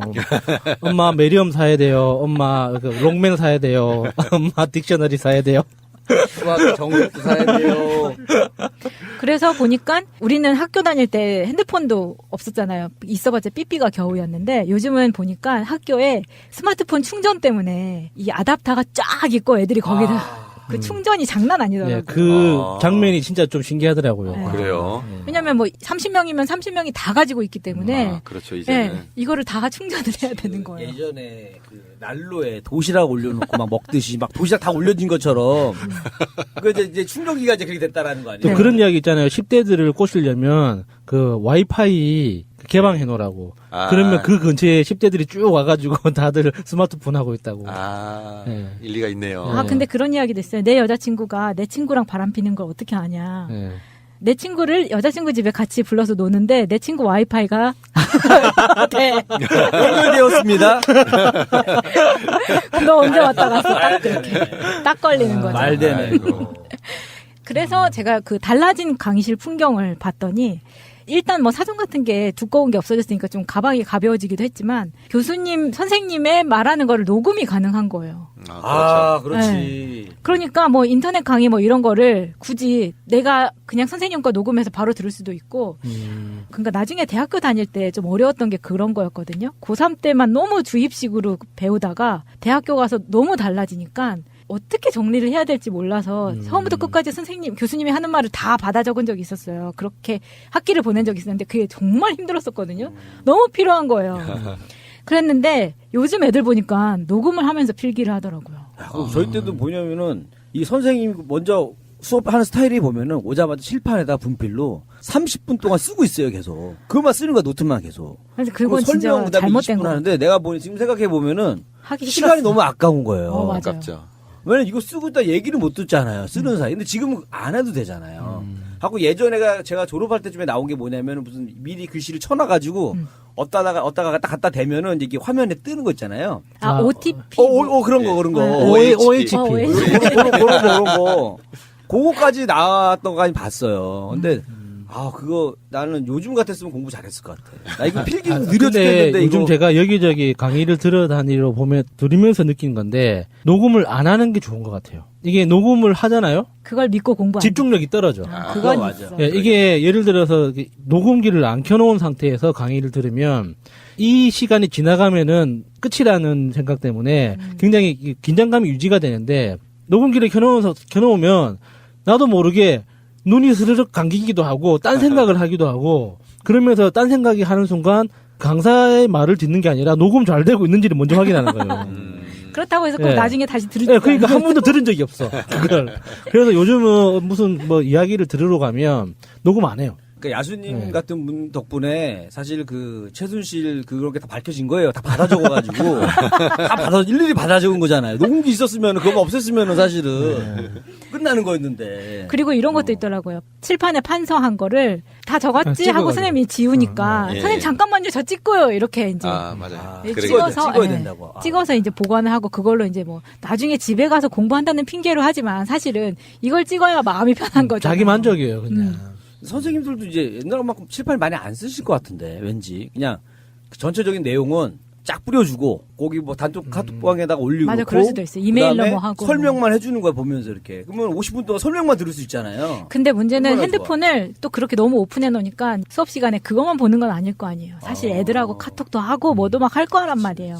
그러면 그게 수업 시간이 제대로 집중적으로 유지가 안 된다는 단점도 있다는 거죠. 그리고 요즘은 무서운 이야기도 들었어요. 출석을 안 부른대요. 왜요? 이게 다 블루투스 이렇게 신호를 등록해놓고 그냥 들어오면 끝인 거야. 그냥 강의실에 들어가면은 그냥 자동으로 다 확인이 되는 거예요. 훌륭하네요. 그러면 나 오늘 저기 좀 가야 되니까 내 핸드폰 좀 들고 갔다 그러니까 대출을 하려면 그렇게 해야 되는 거죠. 선생님들 그럼 옛날보다 강의를 5분씩 더 해야겠네. 원래 사실 그 추석 부르면서 한 5분 정도 쓰거든요. 빡세졌네요. 네, 그렇게 달라졌더라고요. 그러니까 수업 시간에 선생님들이 다른 얘기도 못 하는 거예요. 못하지. 첫사랑 얘기들 막 이런 하고 게 해야 되는데. 돌아다니면 문제가 될 수 있잖아. 그런 애로 사항이 있더라고요. 또 달라진 풍경이 저는 회사 안에서도 있다고 생각을 하거든요. 이게 뭔가 회사에서 부당한 일을 당했을 때도 녹음이 가능한 거예요. 그렇죠. 근데 옛날에 제가 그 사회 초년생일 때는 우리 회사의 사장이 바뀌면서 이제 자기 사람을 심으려고 이제 제가 신입인데도 불구하고 이제 정리해고 대상이 된 거예요. 근데 이게 다 말이 안 된다 해서 기존에 있던 부장님, 이사님들이 얘는 뽑은 지 얼마 되지도 않는데 얘를 왜 채치냐라고 반발을 하면서 사장하고 저하고 1대1 면담을 잡아준 적이 있었어요. 너 가서 얘기 잘해. 우리가 말해놨으니까 막 이제 이렇게 된 거예요. 그때 제가 기억이 나는 게 우리 이사님이 저한테 자켓 안에다가 녹음기를 이렇게 장착해주면서 너 이거 들고 들어가서 사장님한테 들키지 말고 똑바로 가서 이야기 잘하고 와라고 했던 기억이 나요. 근데 그게 지금 생각해보면 되게 뭐랄까 뭔가 적장에 들어가는데 내가 수류탄 같은 거를 들고 들어가면 영화처럼. 네. 제가 그런 방법으로 성추행을 했던 사장을 고발하기 위해서 어떤 여자아이 하나를 도와준 적이 있어요. 성공했어요? 예. 그래서 형사고발도 하고 증언을 받아냈거든요. 미안하다. 이게 증언을 받아냈어요. 그래서 제가 작전을 짜줬죠. 이게 그 성추행을 무조건 고발만 한다고 해서 다 처벌이 되는 게 아니거든요. 증거가지. 예, 결국에는 증언과 증거가 있어야 돼요. 근데 증거는 추행 같은 경우는 증거가 없거든요. 대부분 증언이 있지. 근데 제일 좋은 증거는 당사자의 사과예요. 사과. 일단은 이거 인정하는 게 되니까. 당사자의 사과가 제일 중요하기 때문에 그거를 받아내기 위해서 그 휴대용 녹음기를 사서 분해해가지고 액세서리처럼 만들고 하는 거를 한번 쭉 도와준 적이 있었어요. 가해자 입장에서는 끝까지 사과 안 하는 게 좋은 거네요. 내가 언제 그랬다 그래. 예, 그렇죠. 계속 이렇게 하는 게 좋은 거잖아요. 그 팁입니까? 팁입니다. 그분들한테도 팁을 하나 드리겠습니다. 그래서 그때 제가 이제 면담 끝나고 나서 그 파일을 부장님들이 다 돌려서 들은 거예요. 도대체 이 새로운 사장이 무슨 꿍꿍이로 이런 짓을 하는지. 그때 한번 그런 적이 있었고 후에 이 기억이 저한테 되게 크게 남았던 거예요. 그 회사를 그만두고 나와서 다른 회사를 들어갔을 때 거기에 이제 이 부장이라는 아주 그 부서 회사 안에서도 미친놈이 하나 있었어요. 근데 이 사람하고 저하고 이제 같은 부서가 됐는데 이 사람은 이제 이 부서를 끌어가는 장이고 저는 이제 프로젝트 매니저라 그래가지고 요 안에 엔지니어들을 관리하는 그걸로 들어갔는데 예를 들어서 이런 거예요. 회사에서 정해진 레포트의 폼이 엑셀로 치면은 엑셀 시트 5개 나눠서 이렇게 나와 있었어요. 근데 내가 레포트를 만들다 보니까 이거는 하나로 만들어도 합쳐도 다 볼 수 만들 수가 있겠더라고요. 그래서 시트 5개를 제가 하나에 합쳐가지고 한 번에 딱 볼 수 있게 만들었어요. 우리 부서 것만. 그래서 회의 시간도 단축하고 한 번에 할 수 있게 딱 만들었는데 이제 이 부장하고 저하고 이제 트러블이 생긴 거예요. 근데 저는 대리급이고 부장이니까 제가 얼마나 그랬겠어요. 찍힌 게 또 몇 가지 있긴 했지만 제가 하도 막 들이받아가지고 나중에 이 사람이 저를 음해하기 시작하는데 너무 대리랑 싸우는 것도 너무 치사하게 싸우는 거예요. 예를 들어서 회사에서 시트를 5개를 만들려고 했는데 얘는 하나밖에 안 한다. 이렇게 하는 거예요. 사장도 수 내가 2칸만 쓰라고 그러는데 애는 4칸을 쓴다.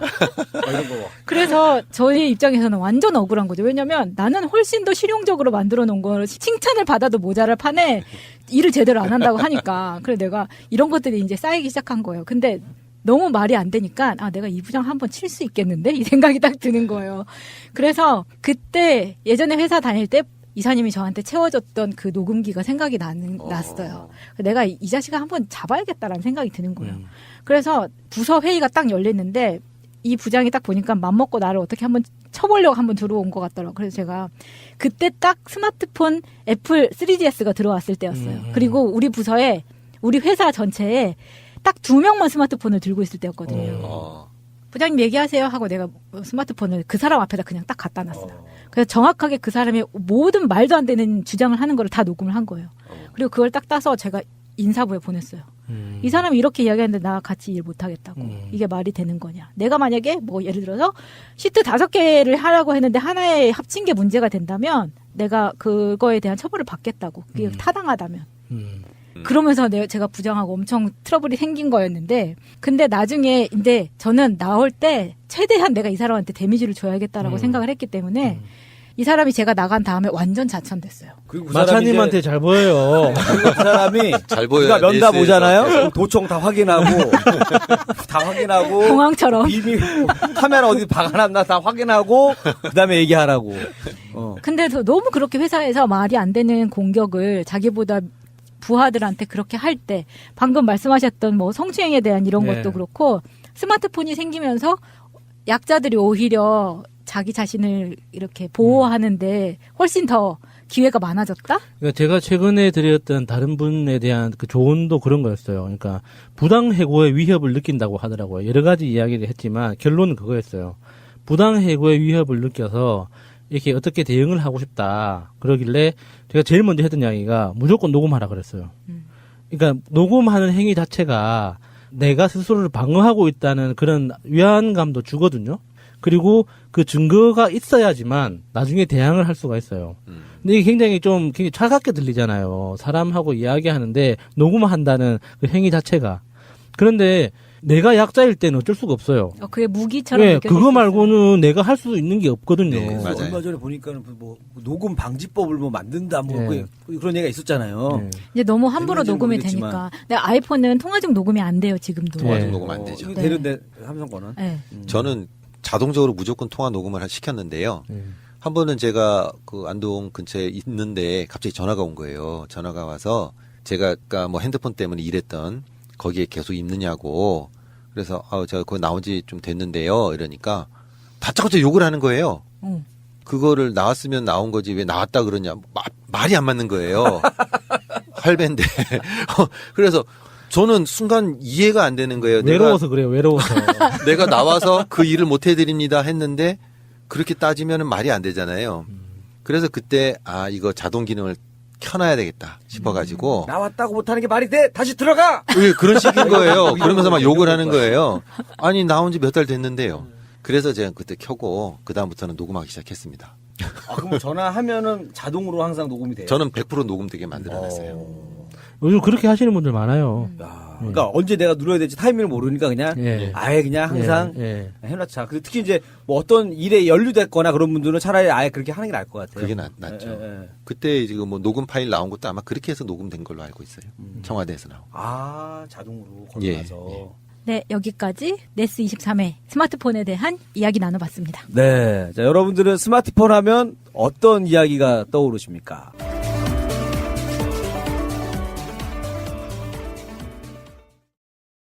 TM 배신감 때문에 그럴 거예요. 그냥 밀어붙이고 있잖아요. 유신식으로. 법이 문제가 되면 법을 뜯어 고쳐. 당규 정도는 뭐 껌이야. 그러니까 사실 안철수가 차라리 배신 같은 짓이라도 했다면 모르겠는데 정말 멍청한 짓을 하고 있는 거잖아요. 그러니까 그게 그거야. 안철수가 지금 이런 방식으로 가다가는 나중에 이렇게 돼요.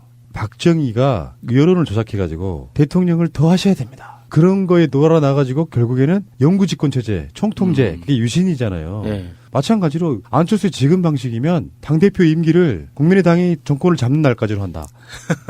바꾸는 건 그게 괜찮네요. 그런 방식으로 바꿀 수도 있는 거예요. 네. 법은 닥쳤을 때 자기가 걸림돌이 되면 그 법을 제거하는 방식으로 가는 건 민주주의자가 아니에요. 나랑 상관이 없는 상황에서 법을 정비를 해놓고 나중에 문제가 생기면 또 그걸 바꾸는 방법은 있지만 내가 직접 관련돼 있는 문제를 이를테면 문재인 대통령이 뭔가 현행법적인 무슨 범죄에 걸렸어. 근데 그게 대통령한테 면책특권이 주어지는 게 아닌 상황이야. 그럼 바로 국회를 통해 가지고 법을 고치는 거랑 똑같은 행위란 말이에요. 네. 말도 안 되는 짓거리 하는 거지. 거기에 대한 국민의당 그 의원들, 그쪽 의원들의 일종의 자기 고백일 수도 있고 분풀일 수도 있는데 일단 박지원 의원. 대선 때 안철수 지지한 것을 먼저 사과하겠다. 우리 당원들이 안철수 대통령 만들겠다고 얼마나 고생하고 또 고생했습니까? 그런데 안철수는 그동안 호남이 베푼 은혜를 무시하고 당을 팔아먹은 배신자 노릇을 하고 있습니다. 이런 사람은 당장 망하게 해서 자신이 좋아하는 외국으로 보내버려야 합니다.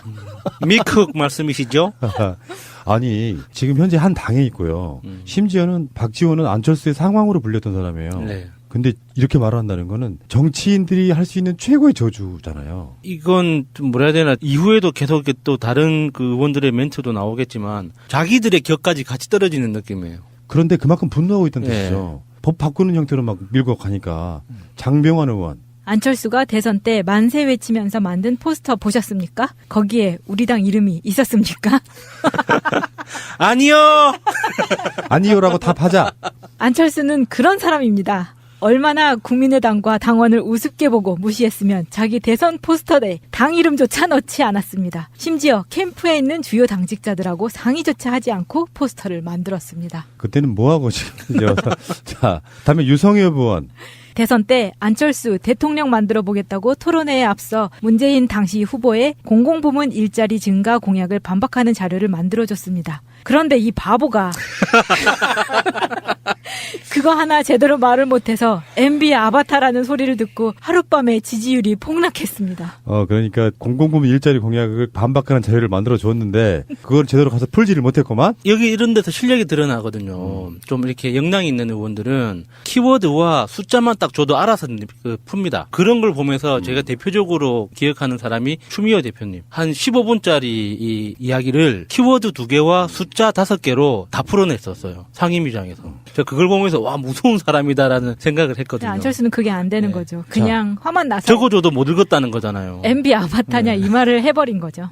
자, 그다음에 연속되는 말 있죠? 지금 안철수가 통합을 추진하는 것도 대통령 한번 해보겠다고 길을 쓰고 있는 겁니다. 안철수는 대통령 병에 걸린 환자, 그 이상도 그 이하도 아닙니다. 드디어 안철수가 제일 싫어하는 말이 나왔어요. 대통령병 환자. 뭐 안신병자나 뭐 그런 말도 들었는데 무슨 뜻이에요? 그걸 못 알아먹을 것 같고. 네, 그러니까 대통령병 환자라는 말에 대해서 가장 반박을 많이 해왔거든요. 나는 대통령 되기 위해서 그런 게 아니고 뭐 어쩌고저쩌고 여러 가지 변명을 했는데 결론적으로 목표는 안철수의 대선 목표. 사실은 진영이 진보에서 보수로 바뀌는 걸까지 감수하면서도 계속 밀어붙이고 있다 이런 거고요. 정동영 의원은 또 얘기했습니다. 안철수는 호남과 김대중 대통령 정신을 배신하고 보수 대야합을 시도하고 있습니다. 평창 올림픽 때 한반도기를 들어서는 안 된다는 바른정당, 그리고 자유한국당과 합치려는 의도가 분명히 숨어 있습니다. 좀 아픈 부분이긴 합니다. 그러니까 지금 이따가 다시 이야기가 나오겠습니다만 통일에 대한 개념 자체가 없어요. 심사숙고해서 자기 스스로를 사유해 본 적이 없기 때문에 그래요. 통일이 왜 중요하고 남북 관계가 좋아지는 게 왜 중요하고 이런 그렇죠. 개념이 없어요. 그러니까 이제 뭐 인공기니 뭐 어쩌고저쩌고 이런 또 그게 나오는 거거든요. 전형적인 기득권들의 특징이죠. 나는 살만하니까 그런 고민을 안 하는 거죠. 그러니까 이달 28일 날 개혁신당 창당준비위원회 발기인대회를 연다라고 해요. 그러니까 국민의당은 이제 사실상 깨진 거죠. 네. 정치인이 이렇게 무서운 거예요. 당대표로 있을 때는 우리 안철수 대표님이 어쩌고 하던 사람들이 돌아서서 우리도 아니지. 안철수가. 이거는 상대방 조롱하기 대표적인 모습 중에 하나거든요. 우리도 그랬잖아요. 방송할 때 박근혜에 대한 어떤 증오심 이런 것들 때문에 박근혜 대통령이라는 말 거의 쓰지 않고 정치인들한테는 뭐 허용해줬습니다만 그분들이 이제 어떤 논란의 대상이 될 수 있죠. 그러니까 안철수가 진짜 좀 막 이혼하려면 말 그대로 합의해서 신사적으로 예를 들어서 이런 거죠. 꼭 알아야 할 어제의 뉴스. 안철수, 유승민 두 대표가 개혁 보수와 합리적 중도를 합쳐 통합 개혁 신당을 만들겠다고 선언하는 자리입니다. 늘 녹색 넥타이를 맸던 안 대표, 이번엔 두 당 상징색이 어우러진 걸 골랐습니다. 먼저 유 대표가 보수적인 안보관을 밝혔습니다. 북한의 유화적인 대북 정책으로는 우리 국민과 대한민국을 지켜낼 수 없습니다. 안 대표는 문재인 정부의 소득주도 성장은 박근혜 정부의 증세 없는 복지처럼 허구라며 날을 세웠습니다. 무능, 독선, 오만에 사로잡힌 민생 정책들은 내놓는 것마다 시장에서 실패하고 있습니다. 안 대표 측은 다음 달 4일 전당대회 준비를 서두르고 있지만 당내 통합 반대파의 반발은 더 거세졌습니다. 안철수 새정치의 타락, 유승민 보수개혁의 공허함을 목격한 국민들에게는 흘러간 유행가의 재탕에 불과했습니다. 특히 투표 장소를 전국 23곳으로 분산한 것은 집단 반발을 막으려는 꼼수라고 비판했습니다. 당 밖에서도 민주당은 보수 야합, 한국당은 생존 위한 피난처, 정의당은 지방선거를 겨냥한 떴다방일 뿐이라고 혹평했습니다. 더불어민주당 박범계 의원이 페이스북에 올린 글입니다. 한국수자원공사 대전본사에서 4대강 관련 문서가 대량 파기되고 있다는 제보를 받았다는 내용입니다. 무려 10년 가까이 수자원공사에 보관되던 문서가 왜 갑자기 이렇게 수톤에 걸쳐서 이것이 파기되는지 그것은 설명할 수가 아마 없을 겁니다. 제보자는 긴급 기자회견에서 일용직 근로자로 일하면서 민감한 내용의 자료라고 판단해 제보했다고 밝혔습니다. 하루 동안 1톤 트럭 4대 분량의 작업이 이루어졌고 보안 스티커가 붙어있는 포대 안에서 4대강 사업과 아라뱃길 사업 등에 대한 문건들을 확인했다고 말했습니다. 안에 내용을 봤더니 4대강에 대한 문제점 그리고 보완해야 될 점 이 부분들이 텍스트하고 사진으로 찍혀서 문서에 그대로 적혀 있더라고요. 조명균 통일부 장관은 평창 동계올림픽 참가가 북한의 위장평화 공세일 수 있다는 일각의 우려를 잘 알고 있다고 했습니다.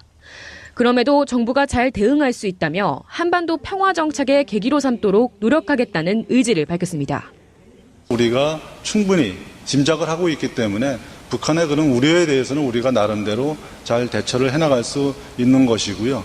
전 세계인이 모여가지고 하는 이런 축제의 모습을 보고 간다면 그분들이 우리 남쪽 사회를, 바깥 세계를 이해하는데 많은 도움이 되지 않을까.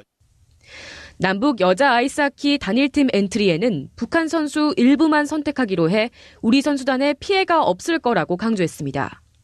10명 이상 올 겁니다. 사전 연습을 통해서 그중에서 기량이 뛰어난 북한 선수만 골라서 5명, 6명 정도면 23명에 더해서 이렇게 참여시키는 것으로 지금 합의가 돼 있고요. 조 장관은 이번 남북회담으로 관계 개선의 첫걸음은 뗐지만 북핵 문제에 진전이 없으면 한계가 있는 게 분명하다고 했습니다. 아울러 남북관계 개선과 북핵 문제 해결의 선순환 구도가 가급적 올해 안에 본격화될 수 있도록 노력하겠다고 밝혔습니다.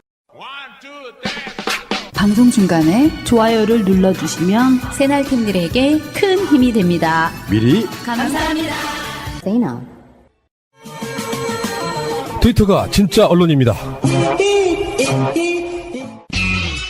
자, 드디어 안철수와 유승민이 무엇이 그렇게 급했는지 두 사람 동시에 나와서 일종의 합당 선언이에요. 예. 근데 가칭 당명이 난 정말 재밌더라고. 개혁신당이라고. 개신당.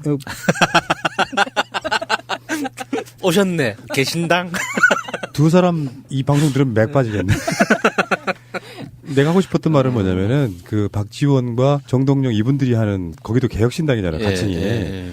그래서 지금 선수 치기 이런 느낌이고. 아유, 올해가 무슨 개라고 뭐 서로 뭐 개 달라고 막 개 난리를 치네요, 진짜. 근데 전통적으로 여러분들은 뭐 기억하실지 모르겠지만 그 개혁자 붙이는 그게 꼭 줄였을 때 꼭 그런 뉘앙스여가지고 예. 결국은 안 해요. 개혁이란 말을 앞에다가 붙이면 줄일 때 꼭 앞에 개자만 나간단 또 말이야. 개혁도 안 할 것들이 꼭 개혁이라는 말을 붙이죠. 그래서 개혁 보수 신당 그러면 개보수가 되고요.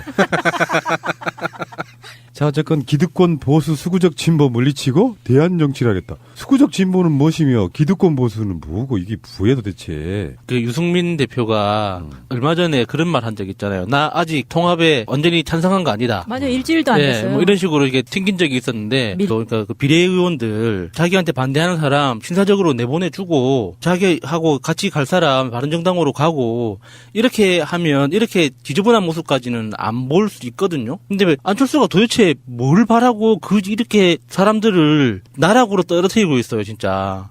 왜 이러는지 정말 이해하기 힘듭니다, 진짜. 어디 누구한테 목 밑에 칼을 이렇게 들이맞은 사람 같이. 안철수의 파트너인 바른정당으로 한번 가볼게요. 바른정당은 지금 박인수 의원이 아무 말도 안 하고 있다가 탈당을 해버렸어요. 그래서 제일 무서운 거죠. 숫자가 중요하잖아요. 사실은 숫자가 9명과 10명의 차이. 이거 이제 홈쇼핑으로 보면은 10만 원짜리와 9만 9천 원짜리는 다른 것처럼 정치인은 정반대잖아. 10명을 채우느냐 이런 부분과 9명이냐. 두 자릿수와 한 자릿수 차이가 진짜 크죠.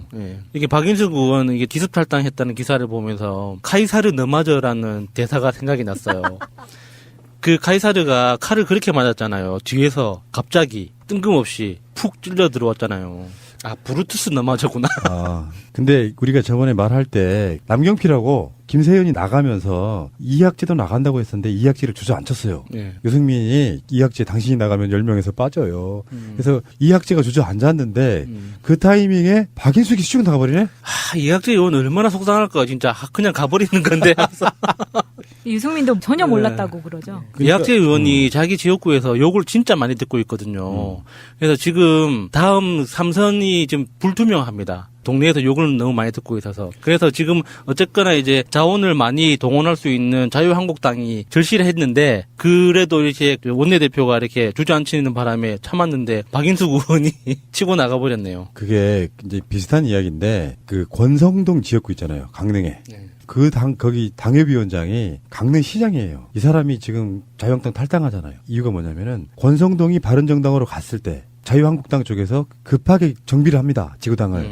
지구당을 정비를 하면서 권성동이 나간 자리에 현재 강릉시장을 당협위원장으로 앉혀놔요. 근데 권성동이 복당하니까 그게 바뀌어요. 다시. 박인숙도 내가 봤을 때는 지역구가 이분이 송파 쪽이실걸요? 네, 송파. 그러니까 그쪽에 당협위원장에 대한 어느 정도 내락이 있었다고 봐요. 다시 복당하면 당협위원장 줄게. 그런 면에서 유해는 정말 재밌는 캐릭터인 거죠. 유해는 사실상 빈집이었던 상황에서 당협위원장이 됐다가 지금도 미스테리잖아요. 홍준표는 왜 유해를 쳐냈을까? 난 최근에 답을 찾았네. 뭐예요? 다른 거 없어. 개인 비리 이런 걸 떠나서, 사생활 이런 걸 떠나서 유해가 홍준표가 당대표로서의 느낌을 갖고 있을 때 비주류이기 때문에 사실은 좀 저 잡놈 이런 느낌으로 발정제 이런 느낌으로 영이 안 서요. 영이. 믿고 따르는 사람이 아닌 거예요. 홍준표 자체가 당내에서 비아냥거리는 거지.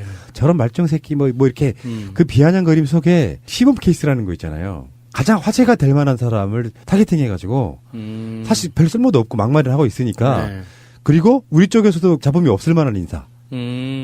노이즈 마케팅을 막 일으키고 있으니까. 그래서 나 이렇게 무서운 사람이야라는 걸 샘플로 보여주는 거예요. 분명히 반발할 것까지 계산해가지고. 그래서 막 화제가 되는데 그 자유한국당 부류의 정치인들의 특색 중에 하나가 그런 거예요. 누군가가 장을 딱 쥐고 권력을 부리면 절대 거기에 대해서 대항을 못하는 게 특성이잖아요. 저러다가 나도 잘릴까봐. 그래서 이 역사적으로 보면은 유해는 홍준표의 그 당대표로서의 리더십을 위해서 시범 케이스로 그냥 제대로 잘려나간 케이스가 아닌가 싶어요. 그런데 그 유해가 또 서울시장 신년 인사회에 가가지고 죽치고 앉아있다가 몹쓸 소리 듣고 유해가 나가 못 나가 하다가 막 상소리 듣고 나가 이 XX야 막 그러다가 나가려고 하니까 앞이 쫙 열리는 모세의 기적을 보여줘서 막 빨리 나가라고. 참 어마어마하신 분들이에요 진짜. 자. 그러니까 바른정당의 입장에서는 이제 9명밖에 안 남았죠. 더군다나 지금 남경필도 나갔지. 사실 국회의원 몇 명보다 경기도지사 이런 게 더 아플 수도 있어요. 영향력이 크니까. 그런 상황에서 보면은 다 당직자야. 이제 9명이. 전 인민의 간부화 이런 거. 오신환이는 원내대표고 유승민은 당대표고 하태경은 최고위원이고 김선동은 사무총장이고 권오울은 최고위원이고 막 이런 식이야. 이 사람들이 이렇게 나가면 정치는 새싸움이라고 그랬잖아요. 특히 첨예하게 대립할 때는 저쪽에서 이렇게 완고하게 버텨주면서 13명 정도가 이렇게 딱 버티고 있으면서 딱 합당이 돼야 되는데 계속 비아냥거리를 제공하는 거예요. 바른정당에서 합당 반대파들한테 봐봐. 또 박인숙 나가잖아. 봐봐 저러다가 보면은 우리 나오면 원래 39명이었는데 20명도 안 되게 생겼는데 이런 소리 나온단 말이죠. 그러니까 한 명이 주는 상징성 때문에 계속 붙잡아 둬야 되는 건데 이제 9석으로 줄었고 그러면 안철수가 호남을 포기하고 당 합당을 하는 당위성이 계속 깨지는 거예요. 안철수의 명분이 계속 깨지는 거라고. 의미가 없잖아요. 누구하고 할 건데. 그래서 이제 김동철이 했던 말이 그런 거 아닙니까? 할까요? 더러워 죽겠네. 난 누구랑 뽀뽀를 안 해요. 혀는 안 넣을게요. 만약에 우리 같은 사람들이 푸릇푸릇하게 뭐 이렇게 예. 그거 이야기한다 그러면 진짜 그럴 것 같아요. 용어도 아까 말한 것처럼 조금 더 이렇게 일반인의 언어로 푸나당과 야수당이 오늘부로 당을 합치게 됐습니다. 합치게 된 이유는 다른 거 없습니다. 국민들의 실생활에 있어서 굉장히 많은 복지를 추구하기 위해서 우리 두 당이 사실은 좀 세력이 미약하지만 합쳐서 문재인 정부가 복지를 더 잘할 수 있도록 우리가 열심히 서포트하는 정당이 되겠습니다. 화이팅. 끝. 뭐 이런 정도로 해주면 쉽잖아. 네. 그러니까 개념이 없는 소리 하는 겁니다 지금. 뭐. 근데 안철수가 지금처럼 약간 희화화돼 있고 정치적으로도 그렇게 힘이 센 것 같지도 않고 세력이 있는 것 같지도 않고 지지자들도 그렇게 모르겠어요. 저는 잘 못 느끼겠거든요. 그런데 왜 계속해서 이렇게 당의 중심의 역할을 하는 거죠? 저는 그 이유 중에 하나가 이 사람이 돈이 많기 때문 아니에요? 아니, 왜냐하면 어쨌든 당을 만들 수 있는 재력을 가지고 있으니까 자기가 돈을 대겠다 해서 그렇게 시작하는 것처럼 계속 이런 식으로 제가 봐도 너무 웃긴데 이 사람이 계속해서 이런 정치권에서 너무 주목받는 게 지금 이해를 할 수가 없어요. 아 그러니까 이건 이렇게 봐야 돼. 전체적인 하향 평준화 같아요. 아까 말씀하신 건 내가 봤을 때는 10%쯤 이유는 있어요. 공공한 사람은 아니야. 근데 그거의 전체적인 이유는 아니고 이를테면 5년 전에 안철수의 등장. 그래서 사람들이 많이 열광했던 안철수는 실제로 그 당시 여론조사 보면 서울시장에 한 7, 80% 이상의 지지를 받는 신선을 했으니까 정치인들은 항상 정치인으로 보이잖아요. 야당이 여당이든. 그래서 그 힘으로 지금까지 대선까지 왔는데 대선 때 이미 그 실체가 드러났습니다. 실력도 없고. 그래서 그런 얘기 이따가 뒤에 다시 얘기가 나오겠지만 유성엽 의원이 그랬잖아요. 내가 다 만들어줬는데 토론 가서 뭐 그런 이야기. 제대로 읽지도 못했다고. 그러니까 그런 처럼 실력이 다 밑바탕이 드러나서 이미지도 별로 안 좋고 실력도 안 좋아서 예를 들면 이런 거라고 생각해요. 대선을 거치면서 안철수는 20% 정도의 득표를 얻었지만 그 후에도 문재인 정부의 딴지를 걸면서 또 이미지 깎아먹죠. 네. 대선 조작 사건도 있었고 그런 과정 속에 사실상 안철수의 지지는 없다. 네. 이게 어떤 큰 선거를 통해서 완전히 소멸되는 게 아니라 옛날의 유산을 갖고 아직도 자기가 그 상황에 들어있는 거고 좀 더 차갑게 말하면 호남권의 국회의원들이 안철수를 못 따라간 이유가 뭐겠어요? 따라가지 않는 이유가 뭐겠어요? 정치인으로서 다 소멸해버린 거예요. 그런데 최민희 의원 방송에도 그런 얘기 하잖아요. 안철수는 유난히 이렇게 좀 관대한 거 같은 게 아닌가 기존 언론들이. 맞아요. 이유는 딱 하나라니까요. 조중동이나 이런 어떤 보수 기득권에서 보기에는 그래도 홍준표보다는 그 대안으로 안철수가 낫다고 생각하는 거예요. 이게 국민의지책이라는 거야. 최선도 아니고 차선도 아니고 차악 정도밖에 안 되지만 그래도 그중에 낫다는 거예요. 근데 우리가 보기에는 유승민이 더 낫잖아. 이미지적으로는. 저는 일종의 언론 카르텔이라고 생각하거든요. 언론이 다뤄야 되는 정치인들의 이슈에 절대 분량이 있는데 그중에 서울대 출신은 항상 있어야 된다는 어떤 그런 암묵적 카르텔 같은 거라고 느껴져요. 안철수가 여기서 빠져버리면 공간이 굉장히 크거든요. 전체 지면 공간에서 우리가 매일매일 소비하고 생산되는 뉴스의 절대 분량에서 안철수가 갑자기 빠져버리면 거기를 대체할 수 있는 분량이 없어요. 지금 현재로는. 그러니까 서울대 출신이라는 어떤 그 우리나라 학력 카르텔, 언론 카르텔들이 안철수라는 이름으로 생산되는 정치 컨텐츠에 대해서 그냥 뽑아먹고 있는 거예요, 그냥. 저는 그렇게 보거든요. 그러니까 일단은 대안이 없어서 이게 여야가 공방이 되고요. 나라야 잘 되든지 말든지 뭔가 정치 이슈로서의 완고한 세력으로서 야당에 대한 어떤 그 고정관념 이런 것들 때문에 절대적인 강자가 사라지면 일방적으로 여당이 독주하게 돼요. 그런 면에서 문재인 대항마로서 홍준표냐 안철수냐 유승민이냐인데 일단 당으로만 보면 유승민이 가장 약한 세력이잖아요. 네.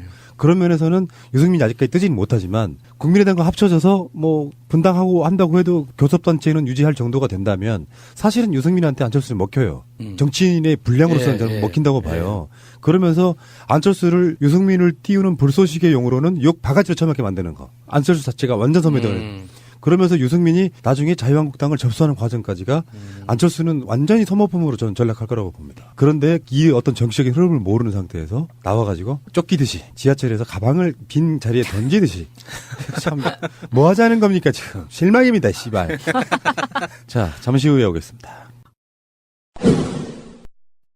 자 정치에 신물나신 분들께 사이다 같은 또는 굉장히 힐링되는 그런 소식을 한번 전해드리겠습니다.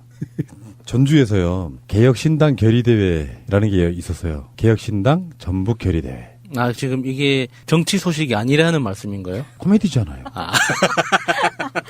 좀 무슨 말씀인가 했네. 예능.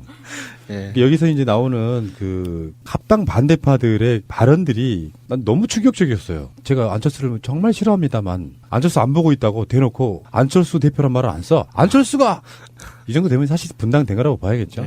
물론 안철수의 또 언제 또 그 내부적으로 다 합의를 보고 그런 소식을 못 들었거든요. 저는 오늘 뽀뽀할까봐 조마조마했다니까. 그러니까 박인숙의 탈당이라든지 등등의 어떤 위기의식도 있을 거고요. 뭔가 이렇게 청사진을 걸어놓고 이렇게 하겠다라는 어떤 로드맵으로 쭉 가고 있는데 돌발 변수들이 너무 많아지니까 둘 다 급해진 거라고 보거든요. 일단 그게 위법이든 아니든 뭐 당연 당규 위반이든 아니든 어쨌든 간에 우리 합당 결의해놓고 보자라고 일종의 이제 지하철에 탔는데 자리가 나온 거 보니까 어떤 분이 가방을 던지는 거랑 똑같은 모습이에요.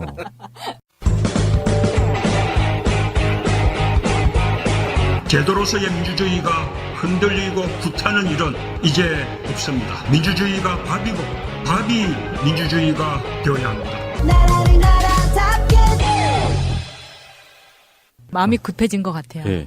그래서 여러 가지 이야기들 했는데 다 뻔한 소리예요. 한번 보세요. 내가 이야기해볼까. 안철수가 이렇게 말했어요. 통합개혁신당은 낡고 부패한 구태정치와의 전쟁을 선언한다. 유언병시. 낡고 부패한 구태정치가 니들이거든. 패거리, 개파, 사당화 같은 구태정치와 결별하였다. 패거리, 개파, 사당화가 지금 안철수가 보여주는 모습 아니에요. 그러니까 그 세 개 단어 전부가 자기 자신한테 딱 적용되는 건데 그거를 없애겠다고 말하는 게 진짜 웃기잖아요. 예. 그러니까 내로남불이기도 하고 자기 모습은 돌아보지 못하는 대표적인 그런 모습이라고 생각이 들어요. 하나하나가 다 자기의 모습이에요. 시민들의 정치 참여를 보장하고 낡은 지역주의를 극복하여 동서가 화합하고 통합된 나라를 만들겠다. 바른정당의 어느 정도 기반이 영남에 있다 보니 또 이제 국민의당의 지역적 기반과 함께 또 이런 식으로 이렇게 짜 맞추고 지금 당원들의 정치 참여를 가로막기 위해서 지금 발버둥을 치면서 시민들의 정치 참여를 보장한다는 이 말이 도대체 누가 믿어줄까요? 이거를 자기 스스로는 믿을까요? 이 말을? 그래서 이제 박지원 의원이 여기에 대해서 평한 게 있는데 이렇게 얘기했어요. 두 꼬마당 대표의 합당선언 발표 생중계로 시청했다. 홍준표의 기자회견문을 낭독하는 것으로 착각할 정도의 수구 보수 선언을 한다.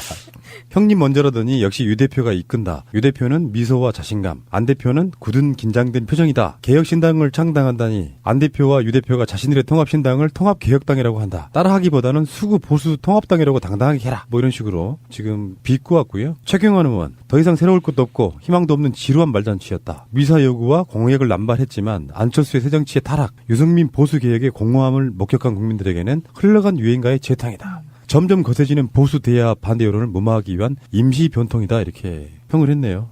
흘러간 유행가의 재탕이라는 생각은 저도 비슷하게 했었어요. 그쵸. 그런데 안철수와 정말 유승민의 기자회견의 태도는 정말 상반됐었어요. 오히려 안철수는 약간 어른 흉내를 낸다고 해야 되나? 굉장히 목소리나 이런 것들이 예전에 했습니까? 이때랑 다른 모습을 좀 보여주려고 노력을 하는 것 같더라고요. 그만 좀 괴롭히십시오. 그때랑 달라졌어요, 진짜.